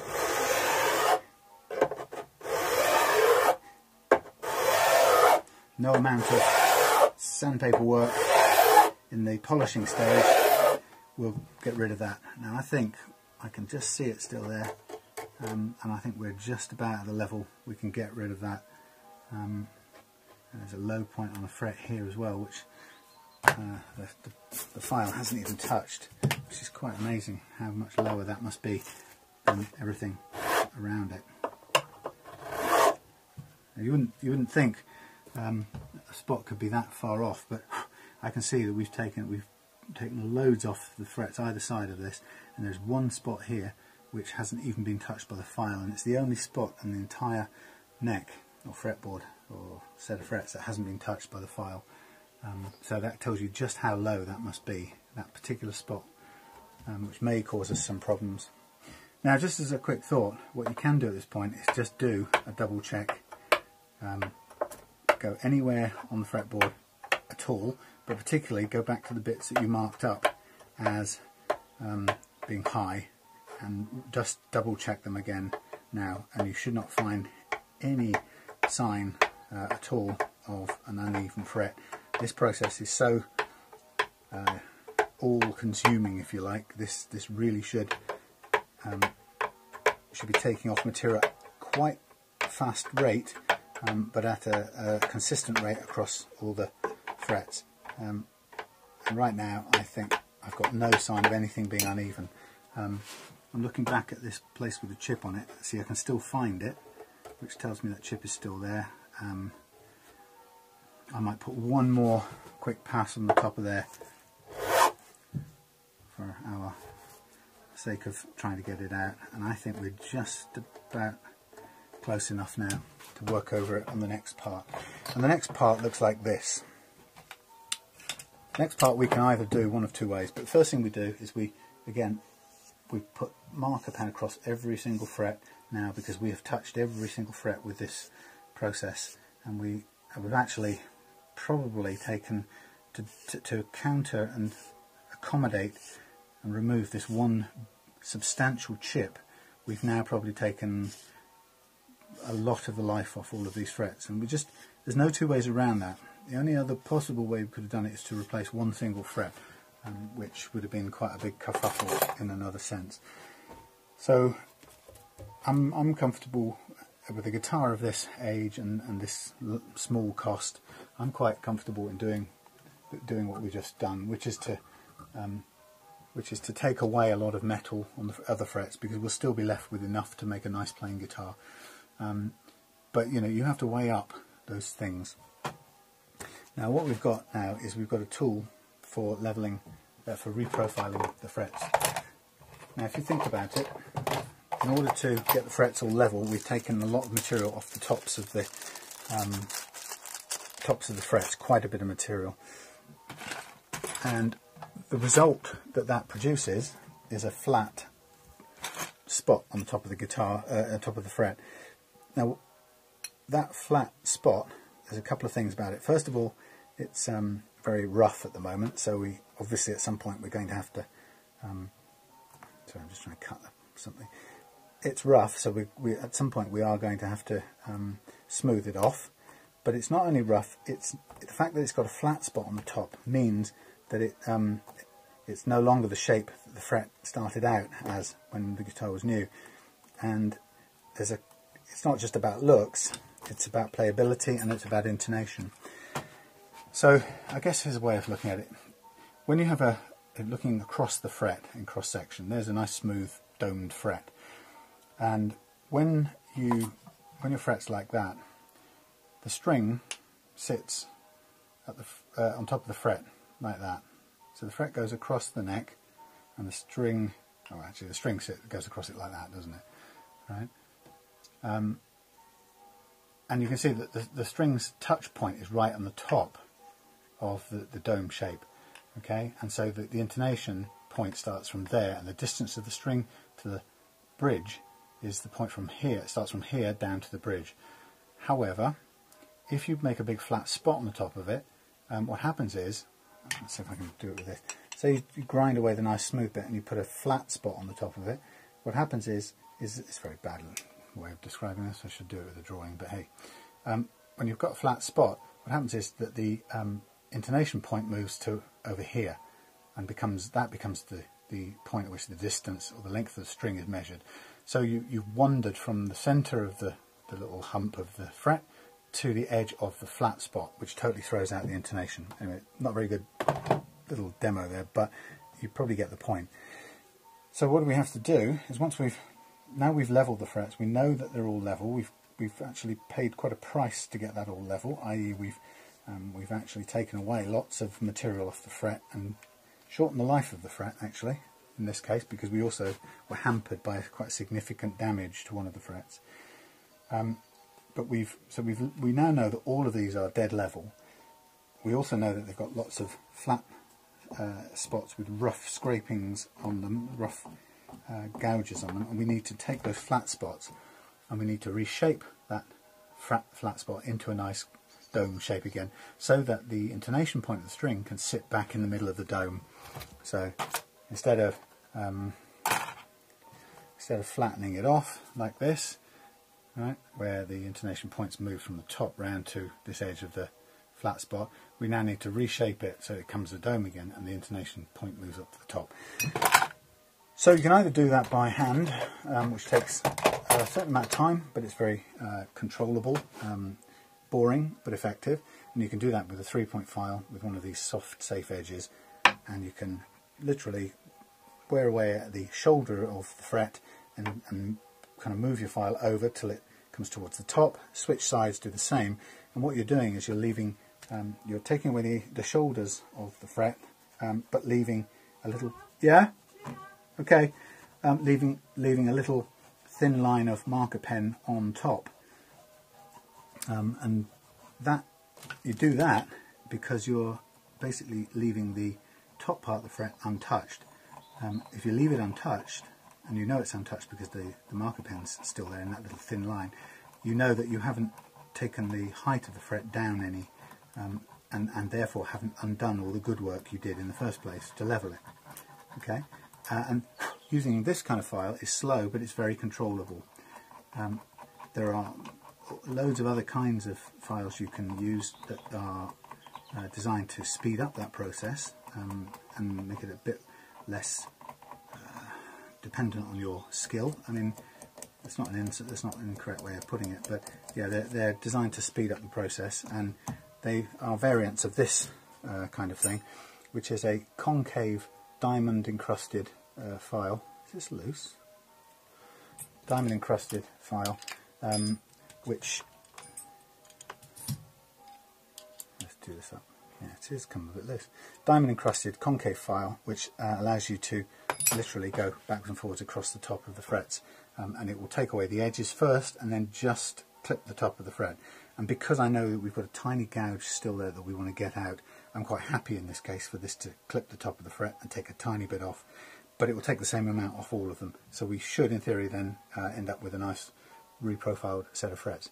I've just been called for food, so I'm going to go in. I will, by the magic of video, come back to you in a split second to carry on this job. Hey, magic. Split second just like that, and dinner has come and gone.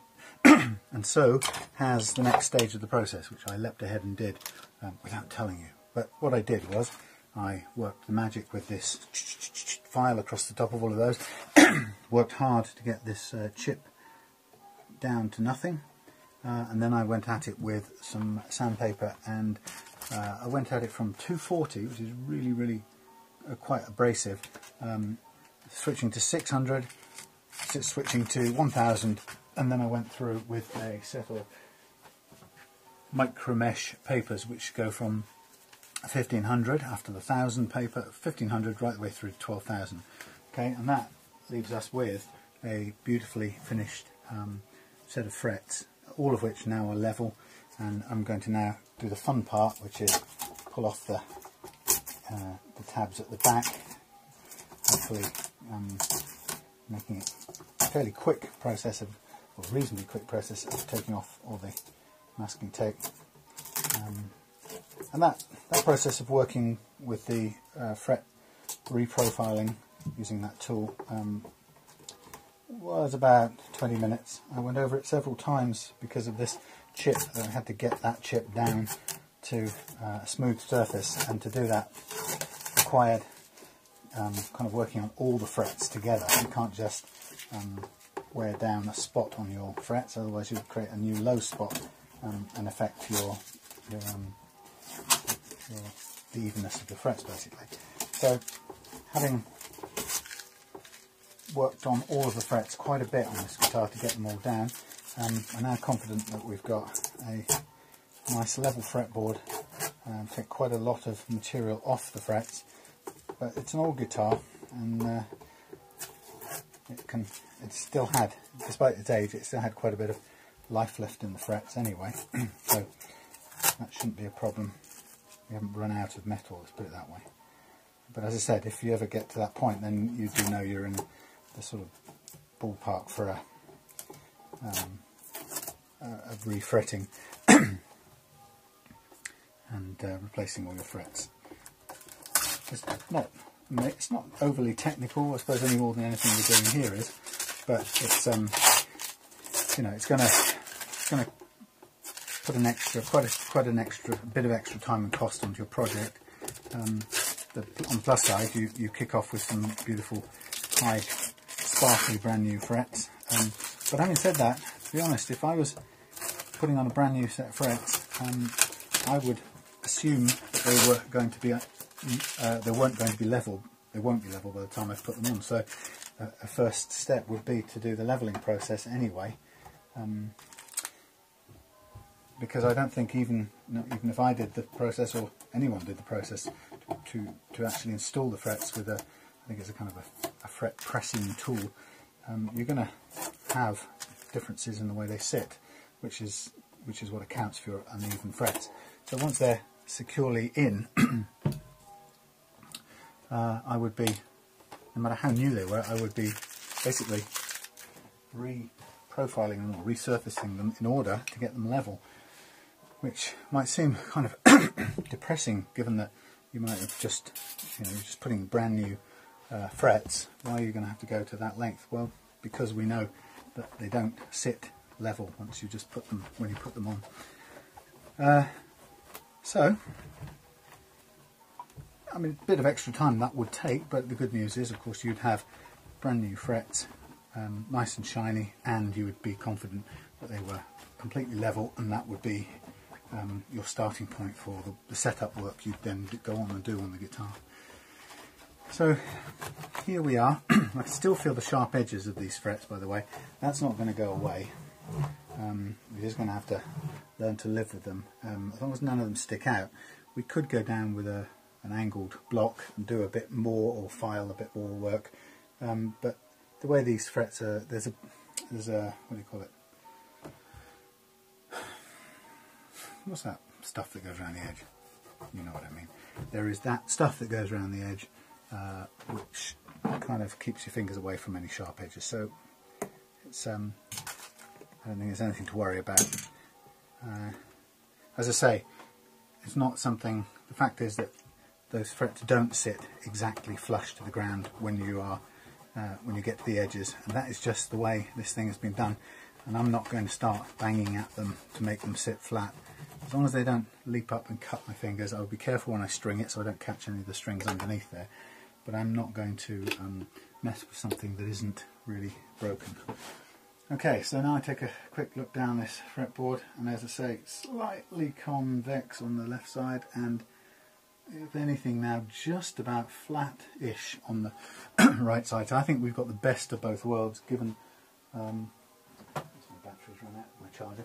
Best of both worlds, given that we had a bit of a twist in this, and there was no way we were going to get the same out of both sides of this guitar. We were always going to end up with a bit of a compromise in setting this guitar up. But I think we've got a good compromise here.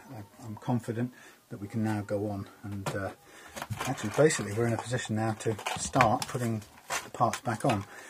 And what I haven't done in all of that is I haven't cleaned these machine heads, which is why I took them out. So I'm going to pull out all the major parts that we're going to need to put back on in order to set this guitar up and put the neck under tension again. So straight away I'm going to look at these bits and see whether we need to give them a thorough clean over, or whether we can do it with all these bits still kind of attached. Hard to say. Always look a little bit better if you go the whole hog, but if I do, then we're going to be some hours longer on this job than we'd like. So I'm going to try and do the best I can do with these parts, given that they'll accrue dust again, and it's not ever going to meant to be a brand new guitar, but you know, it's nice to get rid of the crud where you can see it. That's the main thing. And I think you can see that that's beginning to look a bit nicer than it did when we took it off, without having to completely strip out all the little components again, which we could do. It's absolutely possible to do if you've got time on your hands and you're in the mood. Take them all apart, give everything a toothbrushing with some whatever you want to do, alcohol, soapy water, solvent, you name it, anything you want. I'm just going to keep it fairly limited so that we don't spend all weekend on one guitar in this case. Now this is a bit tarnished. I don't think we'll get too great a shine back on this piece. You can feel it, it's corroded slightly with age. What I don't know is what would happen if we put some heavy duty polishing compound on this and give it a sort of machine go with a Dremel. Again, I'm not really keen to do that. I'm not looking for a fake shine. I'm looking for a general clean finish, so that it feels like a guitar that's been taken care of a little bit, and we can achieve that without taking machine tools to the cleaning process. And again, sometimes I find a liberal dose of the old silicon-based Mr. Sheen can do wonders. That's a quick way of cleaning. And these are quite good in the sense that not a lot of the gold is tarnished off. Some pieces you can get, some guitars the gold is literally worn away and you're back to bits of dull looking grey metal poking through. But these are still in fairly good condition. Very standard parts, nothing extraordinary. Good old fashioned Gibson style equipment. Now on to the tuners one by one. I'm going to spray a bit on here and let it just sort of sit on them for a minute. Keep bashing the guitar. And these tend to shine up pretty well with just a little bit of TLC, not too much even, but the main surfaces just haven't been cleaned in a long time. Not bad sealed tuners. I've ordered a new set today for this because one of these is a little bit wonky. And to be honest, if we're going to live with a guitar like this for a long time, then actually we're going to want it to be as good as it can be. And I think that for space, even if we add, you know, put the £24 onto the cost of this guitar, you'll see, you'll feel the difference in quality of those tuners. And these have even still got the plastic on them, can you believe? Oh, better go back and check that one. I think that's off. So it's always a funny thing when people leave the plastic on over all these years.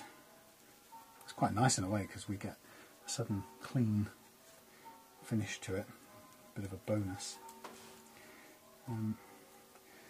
But yeah, they come up, it's clean up very quickly, very nicely. Again, I can see that plastic's still on this one.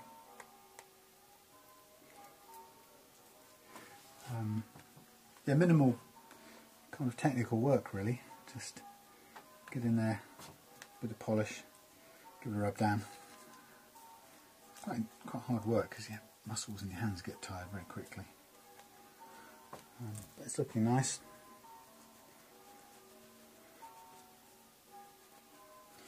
So at this stage now we're lining up to put the tuners back on.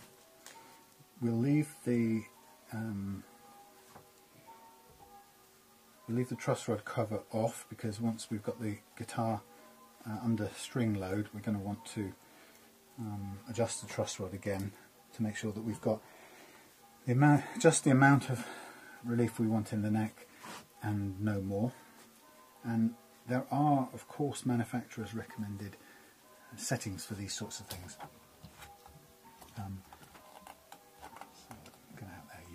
There are obviously settings for this.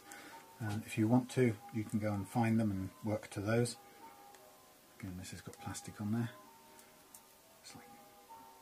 It's the first time it's ever been off. Yeah, you can work to the actual proper numbers if you want, or you can do as I do, which is kind of go by feel. And the feel says you've got to have a bit of relief to allow the string to rotate and oscillate, or whatever you call it, vibrate in its full motion. And you'll get a feel for it. If it's too little, you'll get buzzing and choking notes pretty much straight away. You can add a bit more relief into it, and you'll hear how the fretboard sort of frees up and the playing action changes. Okay, so I've now put back, cleaned up the tuners, and I'm going to now put them back into place. Of course, there are, let's see where the screw holes are. They're at the bottom underneath, so we're just going to make sure we know which one goes where. That's that one. That's that side. That's the other side. So back front, back front.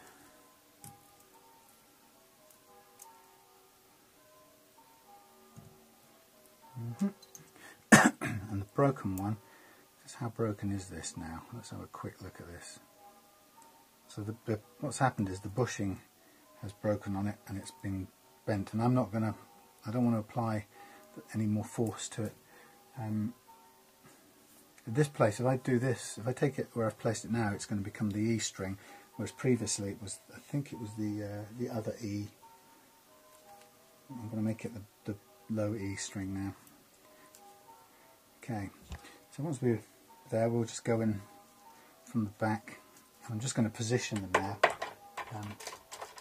pop them through, lightly screw up the outside, I don't know what these things are called technically, the top screw thing, sleeve, whatever. We're just going to hold them in place, and then what we'll do is we'll go around the back, and then we'll lightly position or lightly screw in the retaining screws, and then we'll come around and tighten up from the front with the adjustable spanner. Again, another case where it is feasible to use an adjustable spanner if you're careful, adjustable wrench, whatever you want to call it. A spanner would be, a proper size spanner would be a better, safer bet, but we can do this if we're careful. So we'll get them all in position, and then we'll sort of firm them up one by one. And then come round the front, tighten them up even more, go around the back and finish off the screw tightening. So always tighten up in degrees, don't kind of go full on power on anything at one go. Position things, hold them in place, tighten them a little bit, come back, tighten them on the other side with the screw a bit, come back, tighten them up the front, and as things tighten up they get more correctly positioned, and then you can go from there. So actually, to begin with, we've got them all there. We'll flip it over, and we now want to just position the screws. So I'll go back in here and get out the 6 little Gould retaining screws, which are all the same kind. Make sure you get the right ones, don't pick out the wrong kind of screw. And when you're doing this now, make sure you know where this screw is at all times. Don't let it drop on the floor, or else you'll be looking for a spare one out of your set. Luckily I probably have some. Now this is this is where the screw goes in lightly and it positions the tuner. Right? You can just do it up enough to make sure the tuner's in the right place, and it will move to where it's supposed to be. So the screw will help you locate the tuner. It's not that complex, but don't over tighten it. I'm looking forward to getting the strings on this. It'll be like a quick 24-hour rebirth. It'll be even nicer when the new tuners arrive, and I'll be able to. It'll have better tuning stability. But as I don't know how well these work, I can't really judge that yet. But I do know that the Wilkinson Easy Lock tuners that I've ordered in always perform really well. They have a very simple. Oh, nearly dropped the screw. They have a very simple double hole system in the pole. The pole of the tuner has 2 holes in it and allows you to put the string through and lock it at 90 degrees. Very simple, very common sense, but the result is really effective, and it doesn't allow any slippage of the string, and it makes the whole process of stringing up much quicker. But probably better than that, it gives you a better tuning stability over the life of the guitar or the strings while you're playing them. And that's really what the bonus is. But it's easy fit and it's easy lock as well. So I've positioned these now, and the screws are all holding it all roughly in place. Actually quite well in place. And so what I'm going to do now is just very carefully use the adjustable spanner. I tighten each time I move it, and making sure I've got as good a bite as possible on the nut. Adjustable spanners are quite rattly. But if I get the best bite I can, and then I'm going to turn it and lock it. And can lock it quite tightly now, because you don't want this thing to come undone at any point. It's not going to drag the tuner around on the other side or stress the screw. You're just really locking this in place, and then you can go in and finish the screwing in on the other side, and everything will be done. As I say, it's not ideal, the adjustable spanner, but it is workable if you're careful. And you've got to be patient, and you've got to not let it skip or gouge or rip the edges off the nut that you're turning. It's hard to over tighten it, you can't really do much damage at this point. Once you're sure they're tight, go back over the other side again, and this time you just screw the final bit on the screws. You don't want to over tighten them. Everything's being held pretty nicely as it is. You just want to make sure they sit in firmly and don't go anywhere from this point on, and that's your job done. Not bad looking tuners, I have to say. Way better than you get with some guitars, like all of those horrible bullet strats and things like that. Now, before I go any further with this, what I am going to do is just check the sort of rate at which they turn, and where they're slightly loose, I'm just going to put a tiny little extra bite on the screw here, just to give it that, thicken up the action, I suppose. I'm going to try it on this bent one, and see if it hopefully responds in a similar sort of way. Not really. Probably because it hasn't got the white bushing in it, and I could probably keep going and forever and it's not really going to make any difference. There's no amount of distance I can take up that will tighten this one up, so I'm going to have to accept that until I change it that's going to be the problem. Right, those done. Move along to our next bits. We're going to put in our stop tail pieces. I don't remember how they were set when I took them out. I didn't really take that much notice, nor did I take too much notice of the action, partly because we're going to just do what it takes to make those right anyway. We're going to reinstall this Tunematic bridge. This hasn't got one of those little retaining clips. I'm not really sure it makes that much difference to anything. It's as clean as it can be without dismantling the whole thing, which is a bit more extra time. And we're just going to drop that if we can. It's interesting. It's okay. We'll drop that on there, and we'll be ready with a square-headed screwdriver, because although they have a little threaded, little, what's the word, grippy turning thing down here, really it's almost impossible to get them to turn by finger pressure, especially when you've put some strings on it and it's under pressure. So I tend to end up setting that height with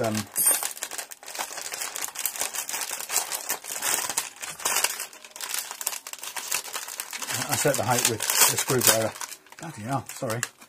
A bit noisy, suffering from over packaging. Okay.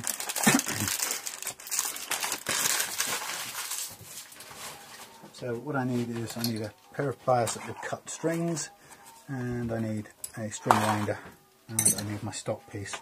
Now as soon as I put first string on, the stop piece is going to hold in place anyway, and we'll put the first string on and we'll see where we need to take it to. So here we go. Just going to begin to put the neck under load again. Everything looks a lot cleaner. Come through from the back. And what I'm going to do on this is I'm going to go 2 inches past the length of the, what do you call it, the tuner, and I'm going to work from that, and then I'm going to just push about 5mm through and hold that in place while I wind it up with the string winder, and that will take up the slack, and we'll hopefully have not too much dangling anyway, and I'm going to take up the slack with this. Again, with the Easy Lock stuff, it's so much easier. No joke, but much easier. Okay, now straight away you can see that the string here is now sticking right onto the ground. So I'm going to begin by cranking up the bridge as far as we need to get reasonable starting action. We need to do both sides together by the looks of it, otherwise it gets a bit stiff and upset. And again, we'll fine tune this later, but I'm going to go a little bit higher, start a bit higher than we really need, and make sure that we've got both sides approximately the same. Alright, so immediately I can see it's a low action compared to what we had before. So let's keep on going. So remember, no more than 2 inches past the tuner post that you're going to attach it to, and otherwise what you'll get is loads of baggage winding around the post. You can either go through, there's a couple of ways to do it, so I don't know if you can see this. You can either go line up the hole, go through, pull it through to there, pull it back a little bit, and then bend it up, and then just hold it down, and away you go. That's a bit sort of, not hit and miss, but I didn't really measure how much surplus I had going through. The good thing about doing it this way is it leaves you with there's no chance of it popping out, because all of that stuff sticking out there is stopping it pulling through again. And then we just keep on going until it's reasonably tightened up. Make sure it's on the bridge nicely, not touching or not off to the side or anything like that, and then we will just lop off that extra bit, and away we go. I always remember or think about, when I do this, think about the days when, before the, and it sounds almost impossible to believe, but the days before there were such things as string winders. And some people might say actually there never was a time before that, and it could be right, but I certainly remember there was a time before I knew there was such a thing as a string winder. And all of a sudden, at some point in the 80s, I seem to remember discovering them, and just what a blissful thing that was, to not have to sit and go turn, turn, turn, turn. You'd have to sit with a guitar, I don't know, wedged between your knees, and you'd be holding these miles of billowing strings going everywhere and winding it all on one turn at a time. And then you used to get the muscles in your between your thumb and forefinger went into kind of spasm, because it was so much hard work to do. And then somebody invented the string winder, and all of that misery was history. Now, as you go over to the other side, you've got to remember that the direction of the thing turns differently. But if you just look at where the string goes, it's got to come up the inside towards the centre line, not towards the outside. You'd be amazed how many, I'm amazed how many guitars I see on eBay with strings wound on in the wrong direction. And I have to say, even this guitar itself had one of the strings wound the wrong way round the top E string, was wound the wrong way round the tuner pole. So even Rory had got one of these wrong, and I don't think there was any reason for it. It can happen. You can take your eye off the ball, get distracted by something on the TV, and before you know it, you've wound it the wrong way. And sometimes it's too late. Some people probably leave it that way rather than put it under any more stress. If you mess up with the tuning, one of the things prices you pay is that you stress the string in a way that weakens it, and you actually have less chance of doing other things with it. So once it's stressed, it's very difficult to use it again, or re-string it some other way. So it really does pay to get this right the first time. And I've even caught myself out doing it the wrong way whilst talking on a video, doing exactly this, telling people to be conscious and pay attention and mindful about what they're doing, and then promptly go and wind it on. Actually, what I did last time was I measured up to the wrong post and cut the thing too short, because I cut it for a post that we'd already done, and then I just managed to stretch the remaining string onto the last post that had to be done. But it was a very close run thing, and that would have cost me, the minimum the cost of a new string, but because I don't buy them separately, that would have been effectively the price of a new set of strings, for having momentarily lost concentration. Probably partly because I'm always talking my way through these things as well, but that's the nature of the game. Okay, so let's get this around here, one more, and with last string now, through, back a bit, bend, ow, and I've always drawn blood every time. There's no way around this. Every single time I do this, I draw blood. It's like the revenge of the strings. They have a plan to take over the world. The first stage is to draw human blood. You've got to shed human blood. The plan won't work unless you do.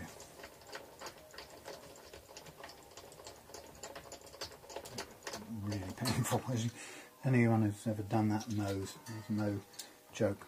String wound. Partly because when they're sitting there, they're invisible and they just seem to attack you. They come at you head on, and you just sit bang straight through your skin into your flesh. Okay, so we now have a bunch of strings just freshly on. I'm going to give them all a tug because they all need to slacken. Ooh, including that one. But positive is that they are very low action, and yet they're all clearly playable. Nothing. Ooh, something creaked there. Now what I'm looking at is a bit of a harsh angle over the tailpiece. I'm not sure. I think there's a proper angle you should be setting it at. Somebody might now rush away and read that for me and tell me what it is, but I'm not going to do it myself. I'm just going to crank this up and knock off a bit of that, the extremity of that angle. I don't like it quite so tight. That's a little bit tight as well. Let's have a look at that. That feels okay. Yeah, looks about the same on both sides as it happens. It needs to be at a certain angle, not too extreme. Okay, so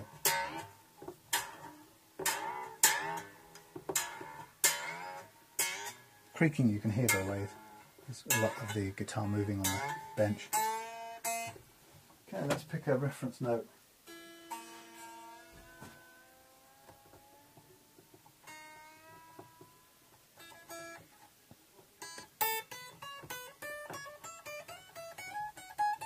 We never had those notes before. How fabulous! Even what we've done already has restored this guitar. That's what I love about doing this. Just the things we've done.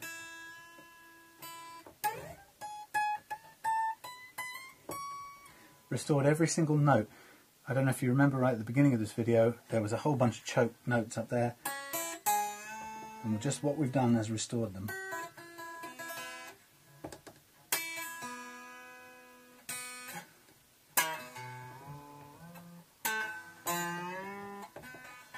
Now what I'm doing is obviously tuning it, roughly. But doing so is putting the neck under load.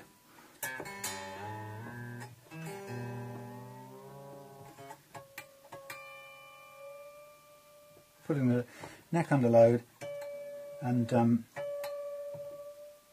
after that we'll see what we need on relief.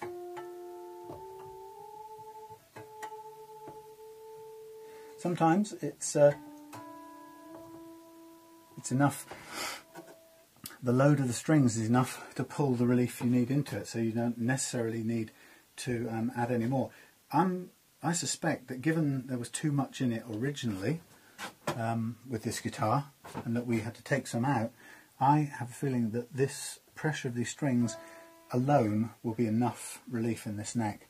And that's just a hunch, having done a few of these. So it would be quite good if it is, because the less we have to do to it, the better.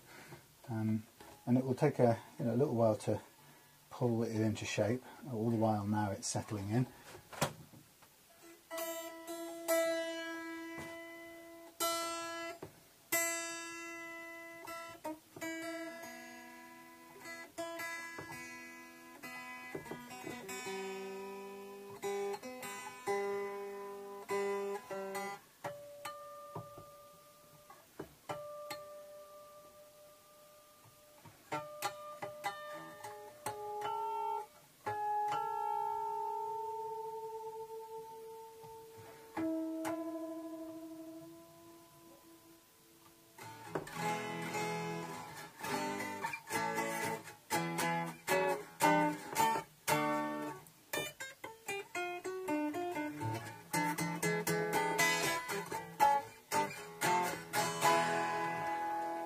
Well, pretty already. That sounds good. I'm very pleased so far. So just what we did with leveling the frets and taking some of the relief out of the neck has restored this as very inoffensive and sort of, I don't know what the word would be. It's of course it's going to go slightly out of tune a bit more for a while, but it's restored this as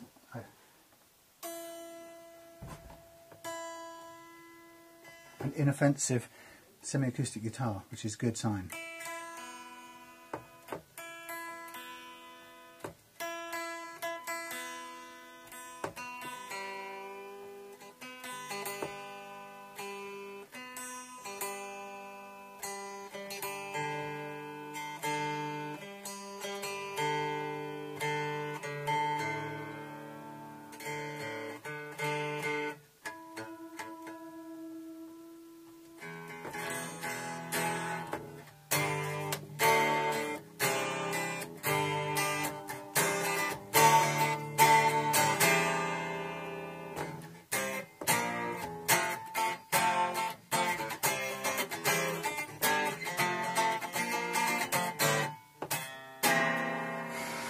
Lovely. Really, really, really, really, really impressed so far. We haven't really even got onto the detailed neck action setting, which we have a bit of potential work we can do. But just this second, it's really nice to declare this bit of it successful. We haven't got an amp here, we've got one in the house, but for the next part of this I will bring out the amp, because we'll need to have that running for intonation purposes. So, having taken a tired guitar with a slightly wonky neck,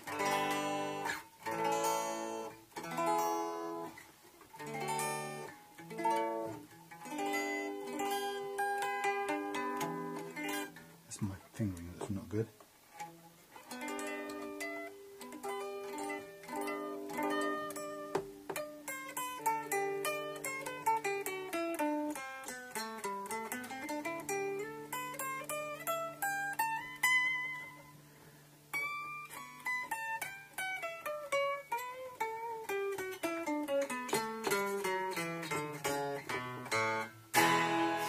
Again, slightly out of tune because of the settling and stuff, but that is every single note there was playing, no choking notes, nothing.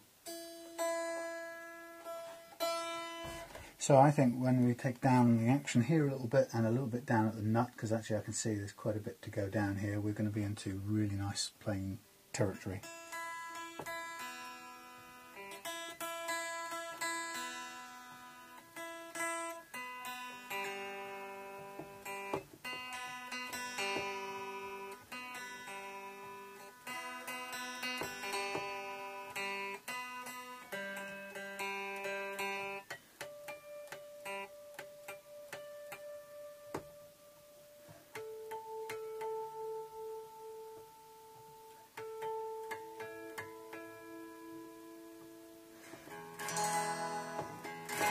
Okay, going to stop the video, go in and celebrate how good this sounds, and come back for the next stage with a cup of tea, and we'll be heading towards a well set up guitar by the end of today.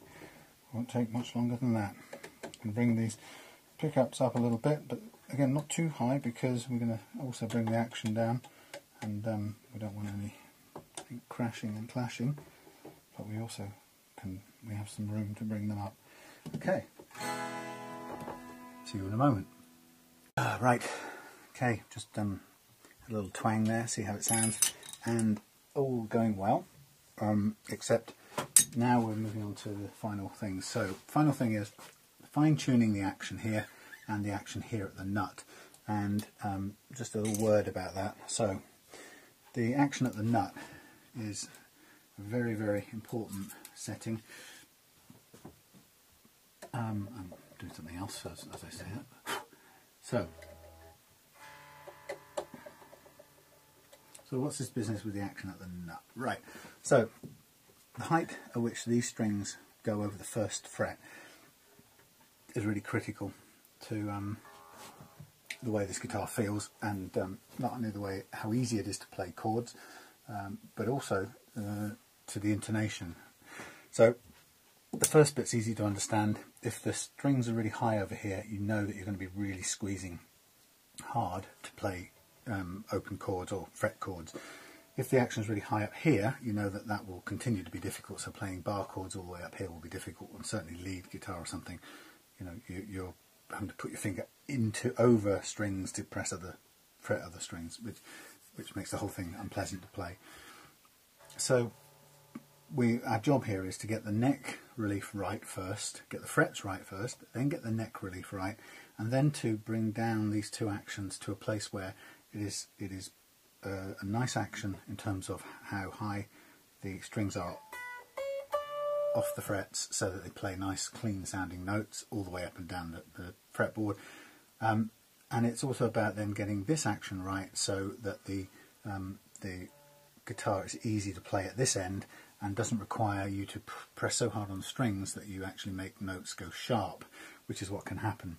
So a tiny amount of difference here, a tiny amount too high, the strings being too high up, or the other way of looking at it, the slots being too shallow in the in the nut, tiny amount of that can result in this being really hard to fret, and the result being that you get tired of trying to play things. It's not easy to play. For a learner it's quite discouraging, but also even if you do manage to fret the notes or the chords down here, to do so you're squeezing so hard that you are making all the fretted notes go slightly sharp compared to the open strings, and together that produces a really discordant, nasty noise, and it can be really off-putting for experienced players and also for learners. And I think the real danger is that learners often think that that's their fault, that they're making that kind of noise because they aren't good players. The other experience, and actually this is how I got into doing any of this setup work in the first place, is that you very often this problem at the nut is experienced as a sensation of not being able to tune the guitar. So you tune it all to the tuner, and then you play the chord and it just doesn't sound right. So you tune up a little bit more to make the E a bit sharp and the D a little bit sharp, whatever. And then you fret the chord and it sounds great, but then you check the open tuning and it sounds terrible. And so the experience, you don't really work it out. It's very hard if you're not that experienced to know what's going wrong. In my case, I described it as not being able to get the guitar in tune. And no matter what I did, I couldn't get the guitar in tune. And everywhere I tuned it, maybe I could play notes up here and it sounded in tune, play down there. Maybe then I'd turn that note up a little bit to make that D chord sound right, but then I played it open, it sounded awful, or a G sounded different. And just a whole overall experience of not being able to get it in tune is how it felt to me at the time. And eventually I started to notice that when I capoed this particular guitar, not this one, but another guitar, when I put a capo on there, it suddenly seemed playable. I really liked the sound it made, and it seemed in tune, and that everywhere he played after that was in tune. And so eventually I had to work out, what was the capo doing? Well, the capo turned the first fret into the nut. That's what it does. And then everything after that seemed to work. So if the first fret was the nut, the whole guitar performed nicely. If I took the capo off and went back to using the actual nut, the whole thing was horrible. So, for example, a D chord sounded out of tune. If I capoed it there and played the D chord there, with a capo across there, it sounded beautiful. So there's something about the nut that wasn't right. And eventually I worked out that it was because the string heights over the first fret were too high, and the way I worked it out was to capo it and imagine that that first fret then becomes your nut, and you look over it and you go, what's the height over the first fret of this new arrangement? And you go, wow, that's really tiny, it's about 1/10 of a millimetre. You go back and take the cap off and you go, what's the height over the first fret now? And you go, wow, it's about 1 millimetre, about 10 times higher. And it's that gave me the clue. And then I started to take down the height of the slots and get a really nice playing action and avoid any of those intonation problems. So that's what we're going to do. We're going to take down that action a little bit to a level where it's really comfortable to play and it's appropriate amount over that fret, and then we're going to what are we going to do? We're going to intonate each string individually using these little adjusters here. And once we've done that, we'll be pretty much at a place where we're going to want to stop. So first of all, I'm going to take the action right the way, well, I'm going to take it a little bit down first of all on this main bridge. So just going to bring the whole lot down a tiny bit. It's going to put everything out of tune. It's going to drop the tuning. Now the reason I'm trying this is because first of all I know I've got good level frets now, so for the first time on this guitar I can be fairly confident that I can take the action quite low and still get loads of notes out of it. It isn't guaranteed you'll get all of them.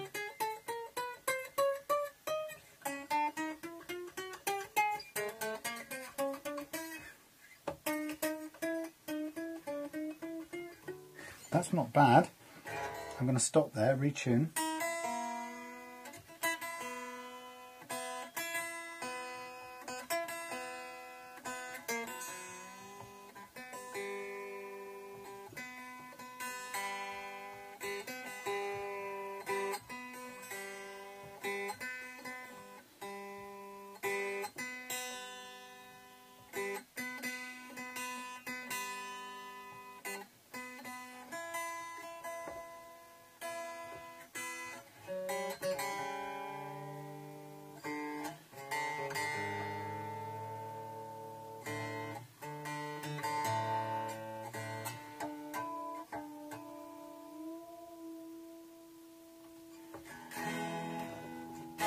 It doesn't have to be exact, but so already that's become a little easier to play. So we've taken down the action, we've not lost any notes, still sounds good. And now what we're going to do is, with that set roughly where we like it, I'm now going to adjust the height of the action. I'm going to move this around very carefully because we don't have much room. I'm going to adjust the height of the action now at this end. And how I'm going to do it is I'm going to do my usual thing, is a mixture of using my eyes and using the what do you call these things? You know, feeler gauge. So what I've been finding recently, and this kind of stays as a fair constant, is typically I'm finding that a good action over the first fret is about 0.3 of a millimetre. And the way I'll test it is see if I'm right on this. Is I'll hold down my imaginary capo right on the first fret. Let's point this down. So I'm going to fret this here, and I'm just going to see what's the gap. And in this case, if I slide the thing under it, it's catching, so it's actually lower than 0.3 or third of a millimetre. It's probably now, I'm going to go down to, sorry, I'm finding it's usually 0.2. Forgive me, I'm making things up. So it's normally 0.2. That's a really good action. So there you go, 0.2 is just slipping under there, and just any lower than that, or any fatter than that, it's going to catch. You can just feel it dragging a bit. So we know that the action, a good playing action, on the first fret, because we know that capoing it gives us a sort of true picture of what the action be rather than this. So we know that if we capoed it, the action from there onwards would be 0.2 at the first fret. So that's what we're going to aim to get on this first string. So now I'm going to probably a mixture of close-up specs. So I'm just going to have a quick look. I've had some new glasses, so these old reading glasses don't really work that well anymore with my new glasses. But so I put my 0.2 feeler gauge under there, and I'm just going to look how much room we've got to drop down. And I can see already there's quite a bit of there's quite a big gap to go down. And I'm going to now come forward, and I'm going to do a little bit of zoomy, not zooming exactly, but I'm going to bring my lighting forward so I can see a bit better, and I think you can see. Right, so I want 0.2 on that first fret, and holding that under there, I can see that, you can just see it, I don't know if you can, but I can see it drops quite a way down. So I know that I've got some room to play. So here's what I do. I get these little devices, go way daddy long legs out of my cup of tea. So what I do is this. I've got these little things. You could buy some expensive nut file slots, or nut slot files, sorry, get it the right way around. But I don't do that. I've gone for a cheaper alternative, which is to use a set of these little welding nozzle cleaners. Now, they're really handy, they work very well, but when you get down to the thin ones, they start to be very difficult to manage. So we've got bloody long legs everywhere. So, but at the thick ones, they begin to work all right. So let's start with this first low E string. We know we've got a bit to take away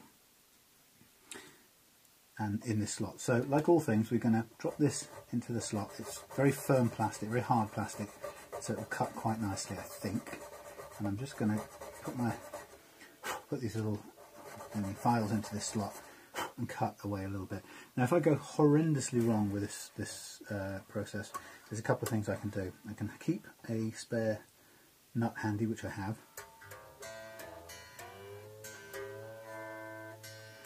and if I go disastrously wrong, I can replace it. But I can also, if I go too far down, what I can also do is a special trick with some baking powder and super glue, and I can build myself up the bottom of that slot and start again. And it does actually work pretty well. It makes a really rock solid cement, so I don't have to panic. But here I am again. I'm going to just, I've done a little bit, I'm going to check that gap again, and I've still got quite a bit, not so much, but I've got a bit to drop down still. Remember, small bits at a time with all of these things. Don't overdo it. You never know, each time you do this, you're bringing these little files to bear on a different nut that you may not have worked on before, and each nut is a slightly different compound and will cut at a different rate. So you've got to assume that you don't know how it's cutting, and you've got to take it really carefully.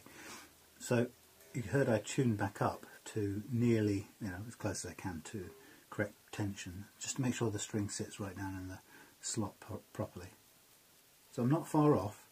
There's just a little bit of room for it to drop down, and I know already that's going to make playing this much easier. So I'll do one tiny bit more to get down to my 0.2 gap on the first fret, which is what I know that the capo gives me. Right, and blow the dust away, tune back up, roughly, and then I'll do another check over the first fret. What have I got? Still a little way down. I mean, you can see it drops down a tiny bit. I can still take a bit more out. The more accurate you are with this, better result you'll get. But just be cautious you don't overdo it, or else you will be running for the remedial version, which I've had to do before.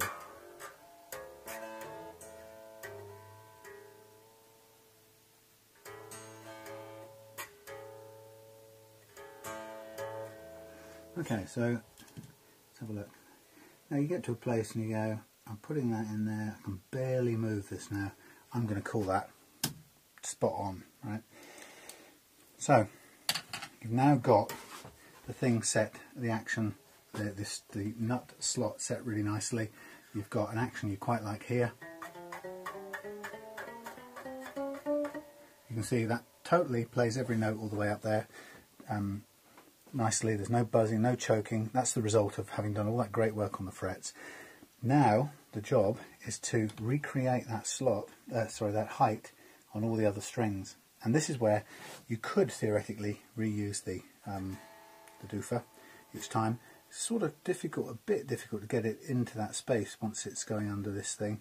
So you can do it if you like. Put it under there and press down. I can see I've got a bit more room.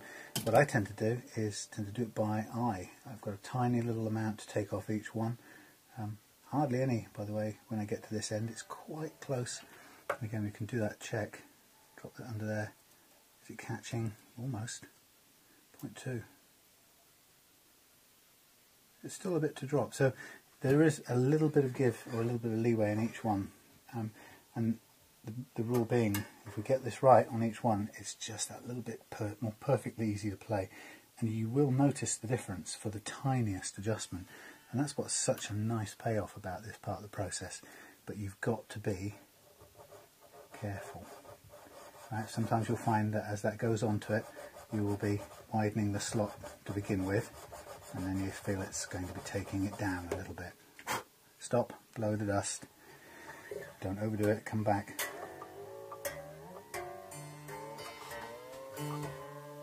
Tighten it up, go back. Now at this point you can start looking at the shadows. Your eyes are incredibly sensitive organs. They can really tell. I need the light up here actually, so you don't get a very good view, I'm afraid. But I can use the shadows now to see where I am and where this is supposed to be. And I've still got a little bit of room to go down. And I can see the distance between the string as it goes over the fret.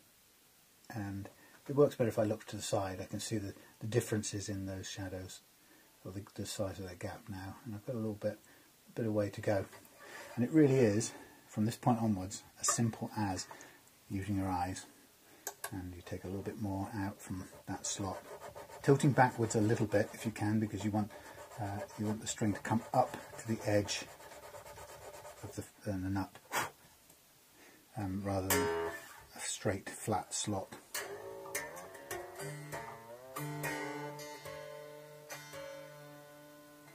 Again, tiny bit at a time, so you know that you're never going to overcook it. And I can see that there's a weeny bit more to go on this one, but not a hell of a lot.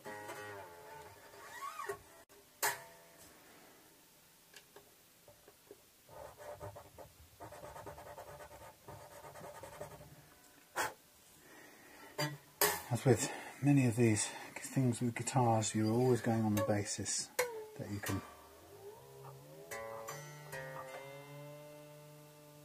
can take a bit more off, but you can't put any back on. Unless, of course, you use the super glue and baking powder technique as a get out. Not far, you're almost there.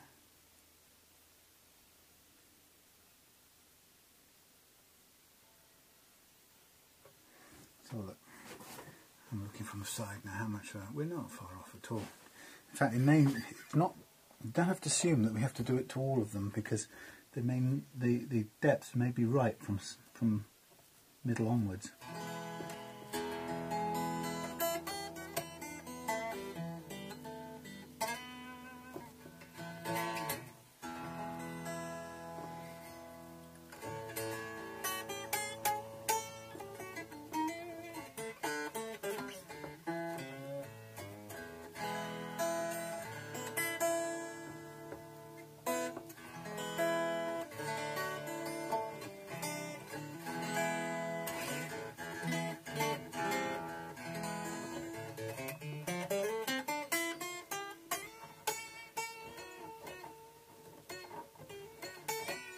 Ooh, so many things hitting me in the ears.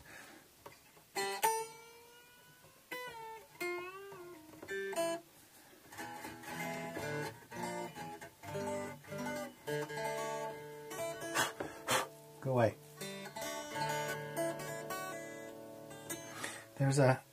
I'm tempted to stop, however, I'm really getting invaded, but I have to live with these things. Okay. So what I'm looking at is there's still quite a fair bit of distance over that first fret, and if I go to this side with my gauge, it is about 1/10 of a millimetre difference. So I'm going to continue with this. I'm going to take it down a little bit more, again being careful, because once you get the sort of, I'm not addicted to this, that's not the right word, once you get the taste for this, you really want to get it spot on, because you know how good it is when it works. But as I said, there are times where you will just slightly overcook it, and you'll pay the price, and you have to go back in time and start again. But in this case, I want this guitar, I absolutely want this guitar to be a great guitar, because I think it can be, I think it is. So I'm going to take the risk, or not the risk, I'm going to put the effort in to get this right. I can hear the owls out there again. Now, many a luthier would go out and buy more expensive files for this job.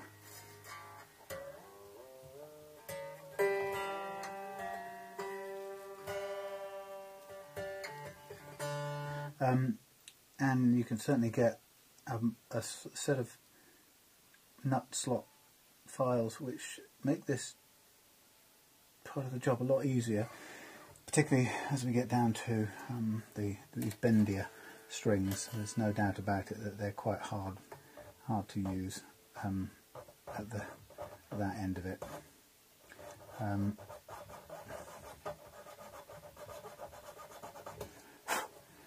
But if you haven't got the loads of money to begin with,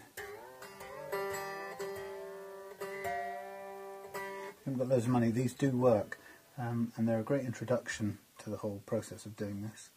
And you can certainly do this process without any great risk.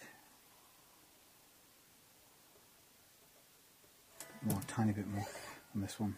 Yeah, so I think about £4 or £5 for this set of files. It had to come from the US. It took a little while to get here, but that aside, they do provide a really good starter alternative to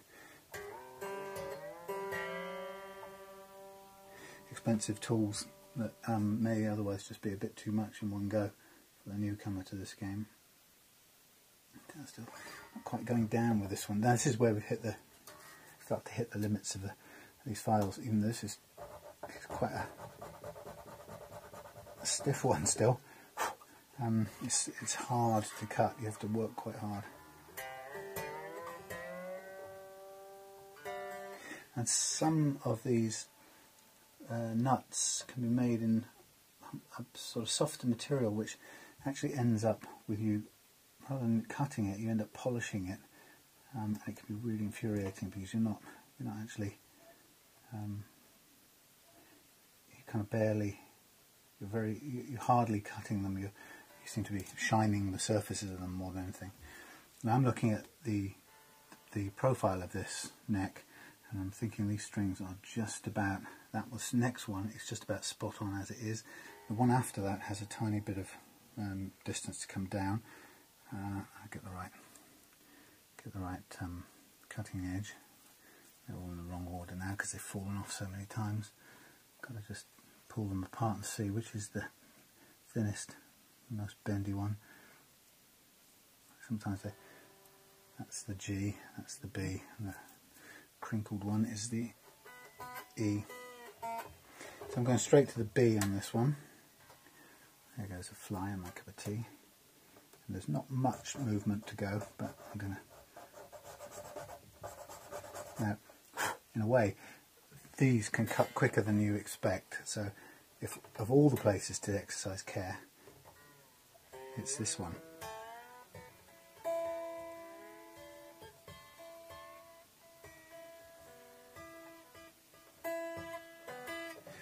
It's around these top ones, so you can really cut through very quickly if you're not careful. And a tiny bit more.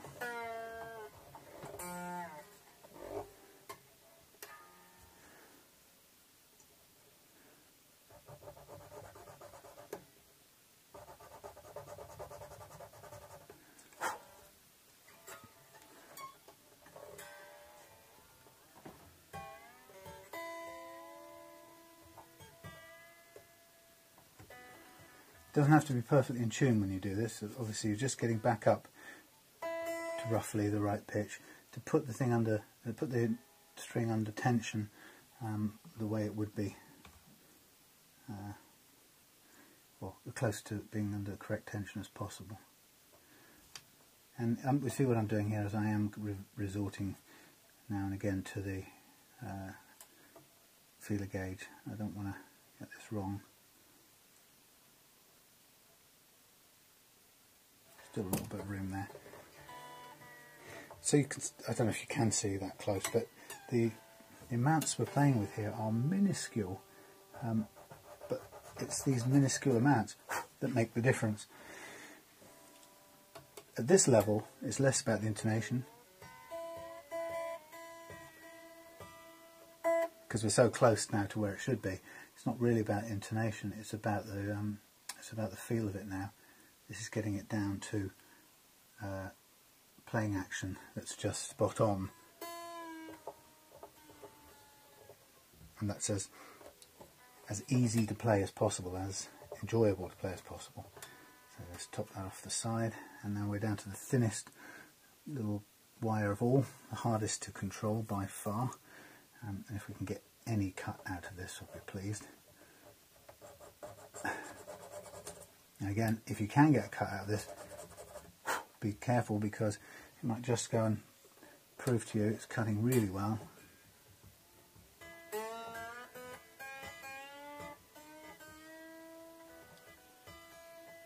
Yeah, it could just start cutting really well. Before you know it, you're way through and overcut, and you've got to go for this baking powder and soda, baking soda and super glue trick, which you don't really want to have to do. And again, a little bit more to go.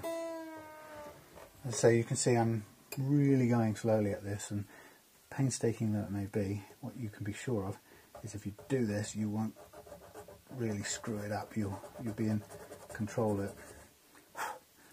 You can be sure that it's taking a bit of material every time you do it.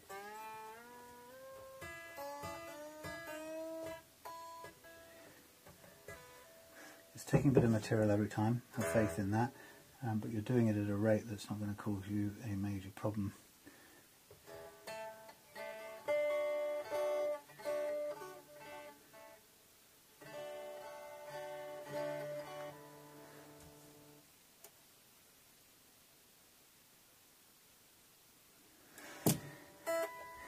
So really you could take as long as it takes to get this right, and of course the most important thing is it takes as long as it takes. So in a way, the longer it takes, there you go, I've just snapped it now.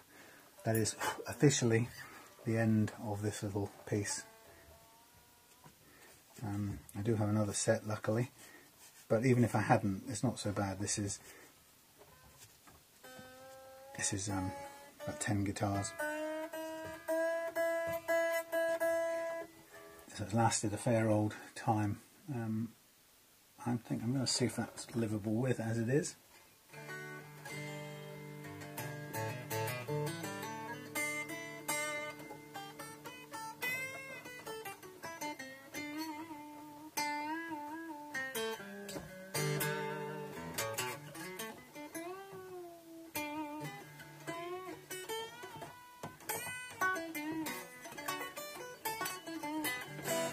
Now, one thing I haven't done on this, and I'm just going to whiz back and do, I'm going to call that done for now. I don't want to, these are done, as you can see. I'll put those off for another time.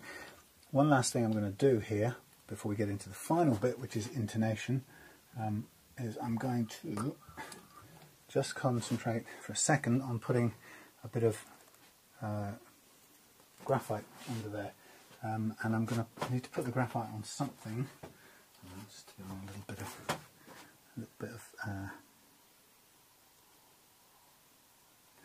it's very, very difficult to pick up. I've got some powdered graphite. I'm just going to drop a little bit of graphite into the nut slot there. I guess it's a little bit like some people do. They'll get a pencil and draw into the slot, lubricates it.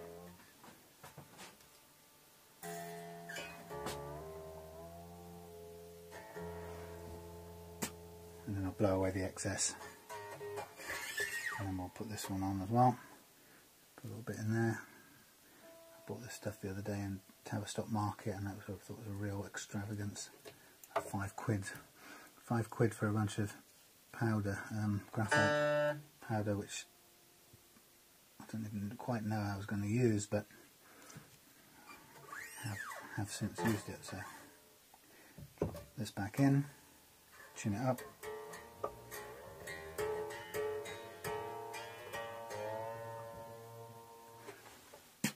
Blow away. I'm trying not to blow the other stuff away at the same time. And again, a bit more in the next one, and so on and so on.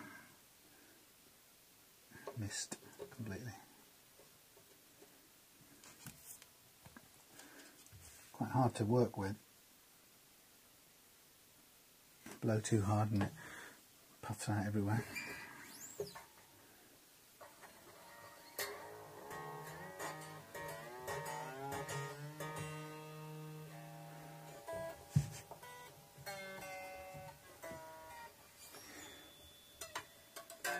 So yeah, no harm chucking a bit of graphite all over the place. You can blow it away once you've put the string back in and tightened it up.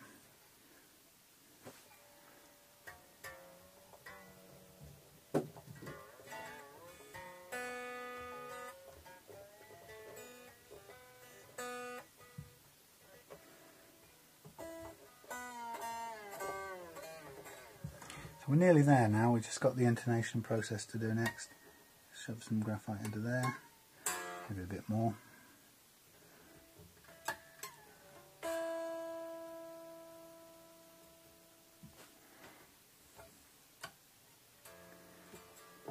And while I'm here, slack this off, put some in the next one, and we'll be done on that front. Wasted quite a bit here, but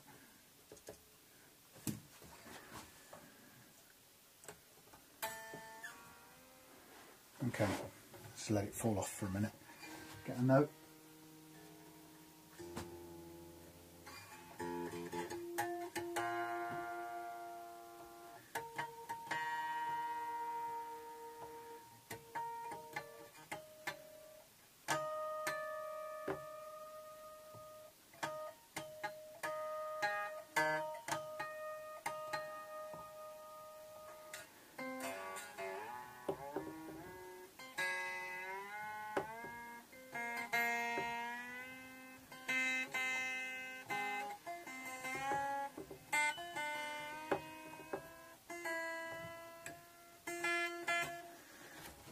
and blow it away.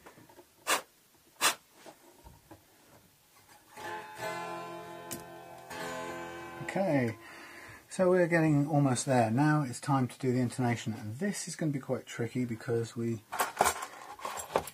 run out of space because this is such a big guitar, and I need to get the amp up here so that you can see it.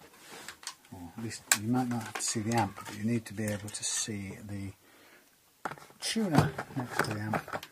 So you go on there, hang off there. There's my graphite. There's my amp. Where's my tuner gone? Right, so to intonate your guitar, you are going to need the following. You're going to need an amp. You're going to need your phone, which I've got here. If you're doing a recording like I am now, you want it on airplane safe so it doesn't mess up the recording. And then I have an app called Strobosoft, which gives me a what do you call it, a chromatic tuner, and that is going to be the device that we use to determine whether we're correctly intonated or not. So I'm going to pick a clean sound. Now here we go. I need a screwdriver for this job. Is that going to be okay? Sorry, a bit noisy. Yeah, it's going to be noisy whatever we do to get into this particular, to do this job with the screws, the adjustment screws set on this side, but I'm going to try and do it using a sort of long hand or a long shaft. Anyway, right, so here's what we do. Final part of the evening now. God, go away. To intonate the guitar, what it actually means you're going to do is you're going to try and set the exact length that every string needs to be for this neck that's working on this guitar. So it's interesting to think about what's going on behind this. So you have a neck, and you have a neck where the frets progress up the fretboard and get closer together in a certain predefined way.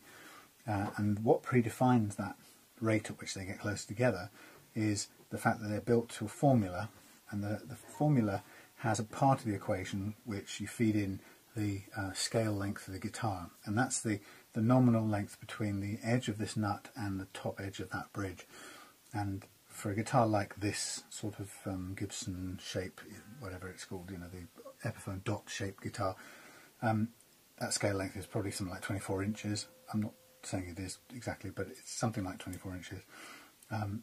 And so for a guitar that's intended to have a scale length or a string length of 24 inches, the frets progress and get close together at a consistent rate. So every guitar that has a neck designed for this scale length, the frets, you could line the necks up side by side, start the nuts at the same point, and the frets would get close together at exactly the same rate.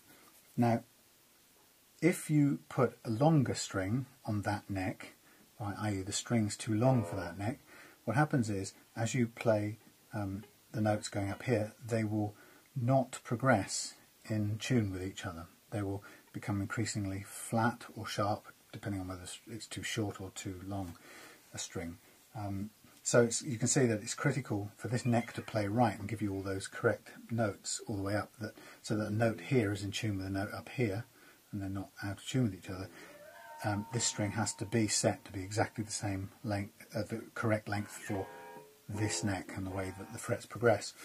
Now we know that it's starting roughly at the right place, but to get it exactly right, and each string has a slightly different length it has to be because of the nature of the thickness of the string and the way it's constructed, but to get it exactly right, each string has its individual length adjustment thing down here on the bridge saddle, and that's what the tunematic bridge allows you to do. It allows you to come upwards in terms of playing action, or downwards, but it also allows you to pull the bridge point backwards and forwards, effectively shortening or lengthening the bridge. And so here's how we find out whether the length of any string is correct for this neck, and whether we're correctly intonated. So we start with tuning a string to the 12th harmonic. So this should be an E. So right now we've got And what have we got?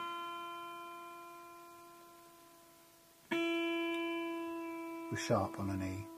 So let's get to an E.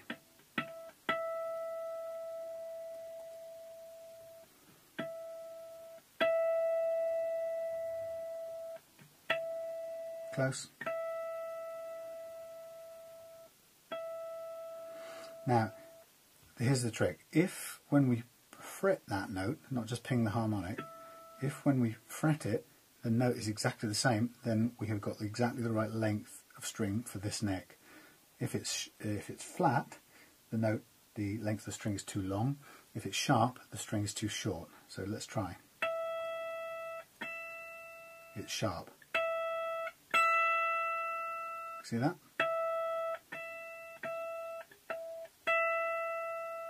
It's noticeably sharp. That means this string currently is too short for this neck, which means we use the adjuster here to push the bridge backwards and make the string effectively longer.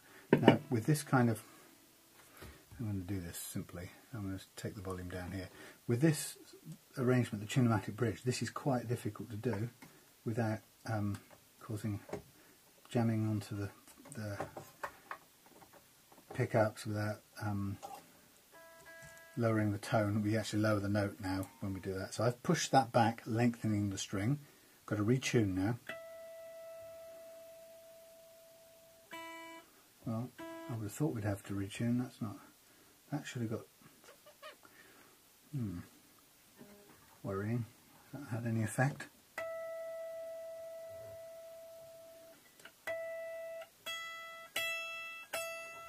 Still sharp, so I'm going to push it back some more. Now, it's interesting that which way makes it go back. Okay, so in this way, counterclockwise makes it go back. What worries me about this is if I go back any further, I think I'm going to run out of intonation room on this guitar.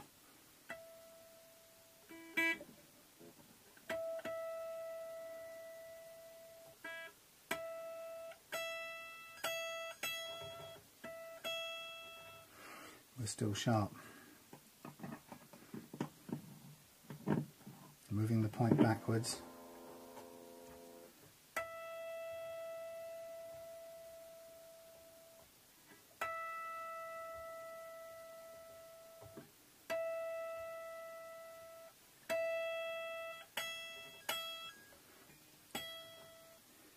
Now what's interesting is in moving it backwards, this is really strange. It's kind of lowered, it's sort of lowered the action. So I'm going to actually have to raise the action now at this end to compensate for that. So that's a bit weird, I have to say. I've not had this happen before.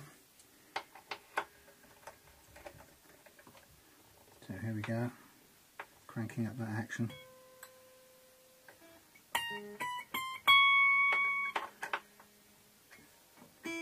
Try this again.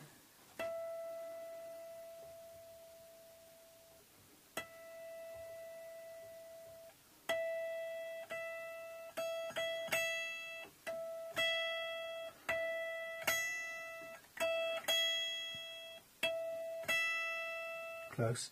Still a tiny bit sharp. As I say, at this point now, if I have to crank this back any further, I will run out of intonation room.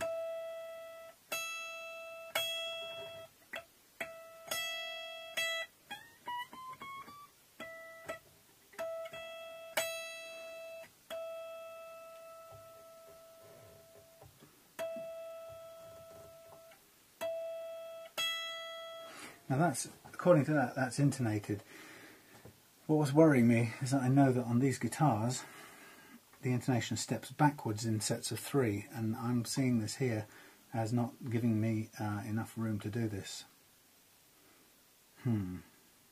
Not very encouraging. Next string should be a B.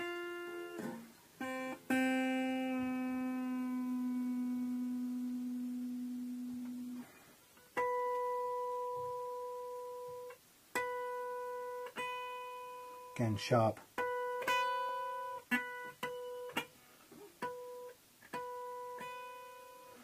sharp by a long way. So here we go again. This is really going to be noisy and a pain in the butt. Give myself as much room as I can. Yeah, so what do you do when you run out of intonation space? It's happened before.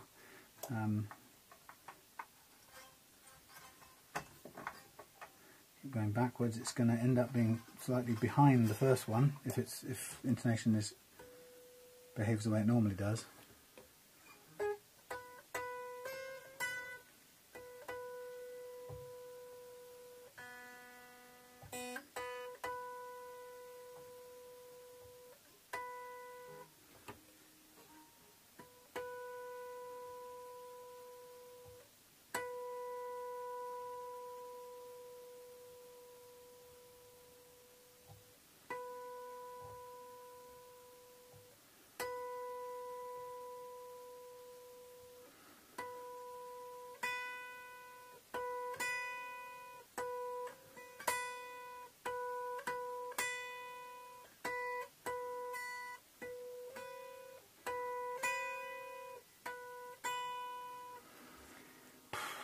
Still a bit further back. It's behaving as it should in the right pattern, but we're having to move a long way to get it, which means I'm going to run out before we get to the bass strings, which is a bit depressing actually.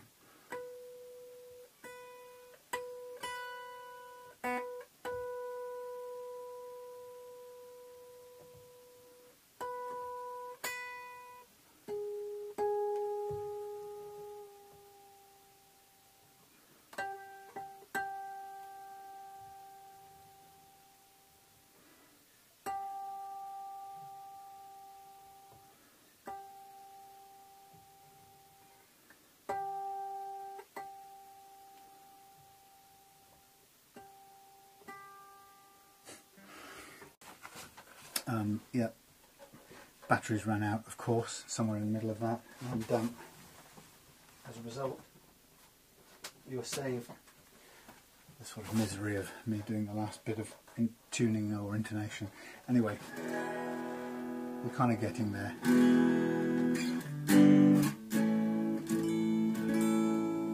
This thing hasn't quite settled down yet.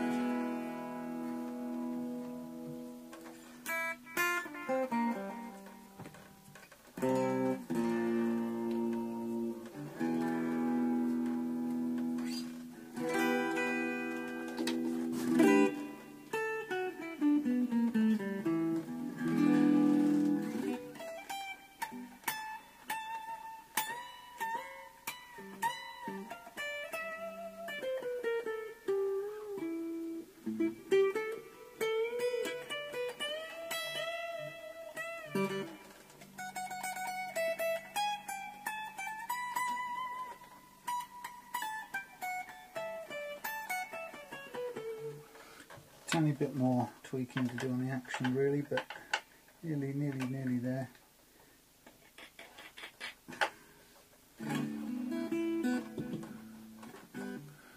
So yeah, I'm not gonna, a little creaking from the body of the guitar, but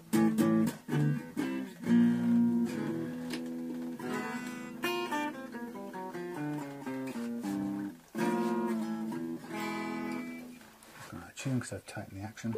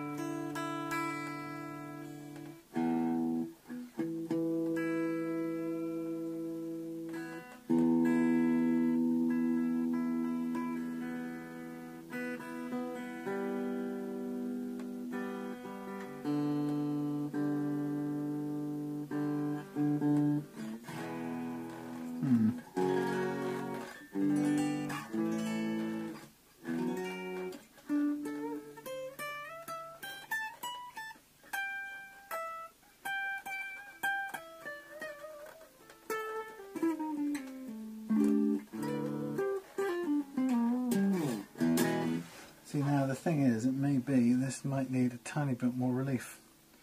That's the only thing I'm thinking. There's the accuracy of the frets is very good, but we are getting a little bit of sort of trapped buzzing, choking, and I'm looking down here now, and actually I'm not seeing enough. Actually, I thought we could get away without putting any more intonation, any more relief into the neck, but I want to give myself a bit more. I'm going to go counterclockwise, the tiniest of amounts. It's not this one, it's the other one. Where's it gone? There it is. And finally, I think I conked the battery out. No, the disc was full, so apologies, yet one more chunk to this video. I just want to say, just at the last point in the last video, what I was doing was about to put a quarter turn, or maybe did, but I put a quarter turn into this neck, give it a tiny bit more relief. And what it did was, I can't describe how minuscule that effect is in terms of what you actually do, but the result of it was it suddenly freed up the frets. The little problem I was just having there suddenly freed it up, no problem at all. So now we have the whole lot freed up. And it's almost as if the tuning problem, well, it's not exactly in tune, but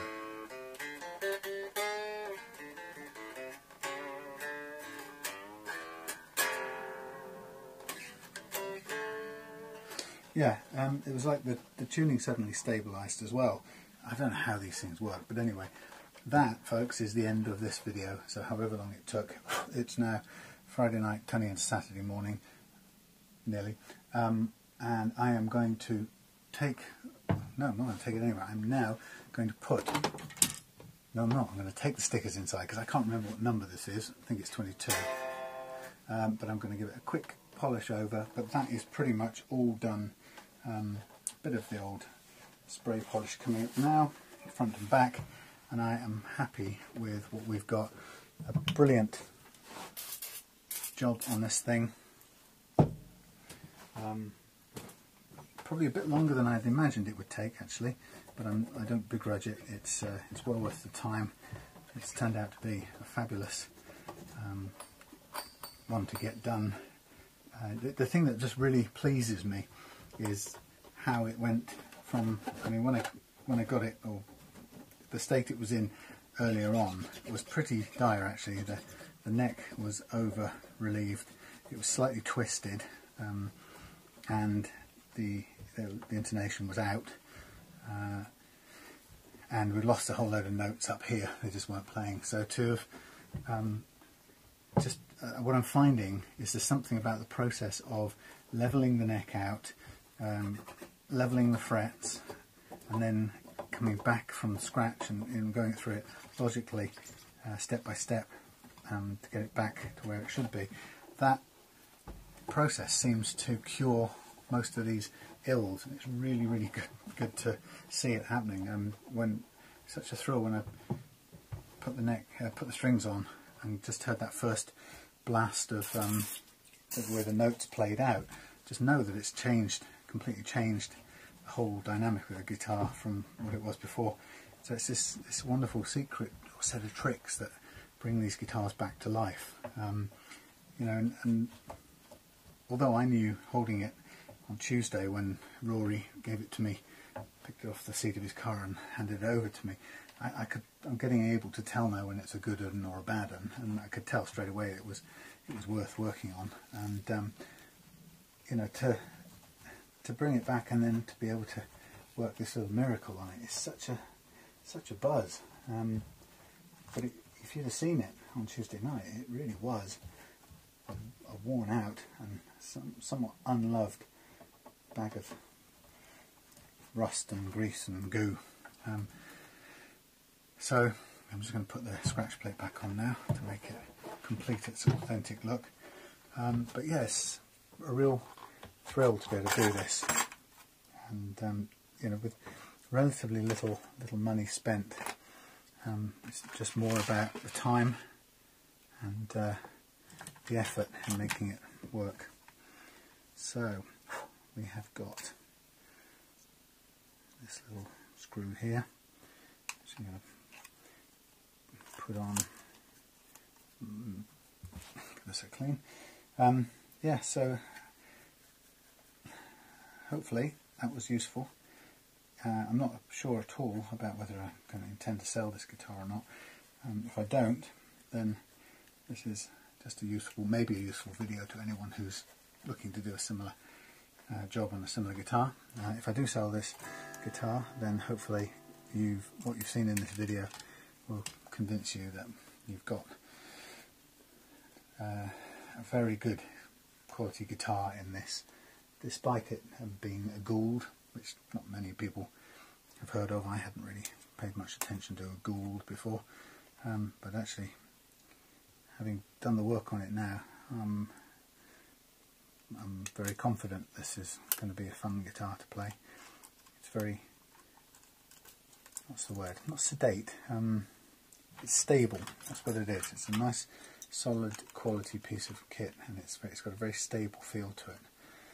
Now I'm just going to line this up here.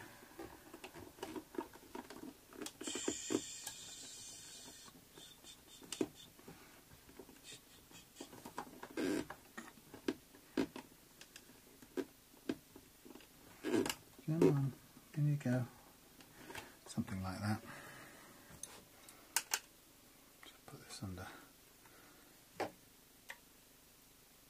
tension. And switch over blades. Yep, so very solid guitar. If you see one of these, if you're not the buyer of this but you do see one of these around, I can recommend it. Been very impressed with the overall quality of it. But yeah, don't underestimate the amount of work that it takes to get it into a good condition, because as you saw, that was a good few hours work. And bring to bear, you know, the expertise or the experience of having done 20 or so guitars prior to this to get it right. 22 guitars maybe, but nice quality.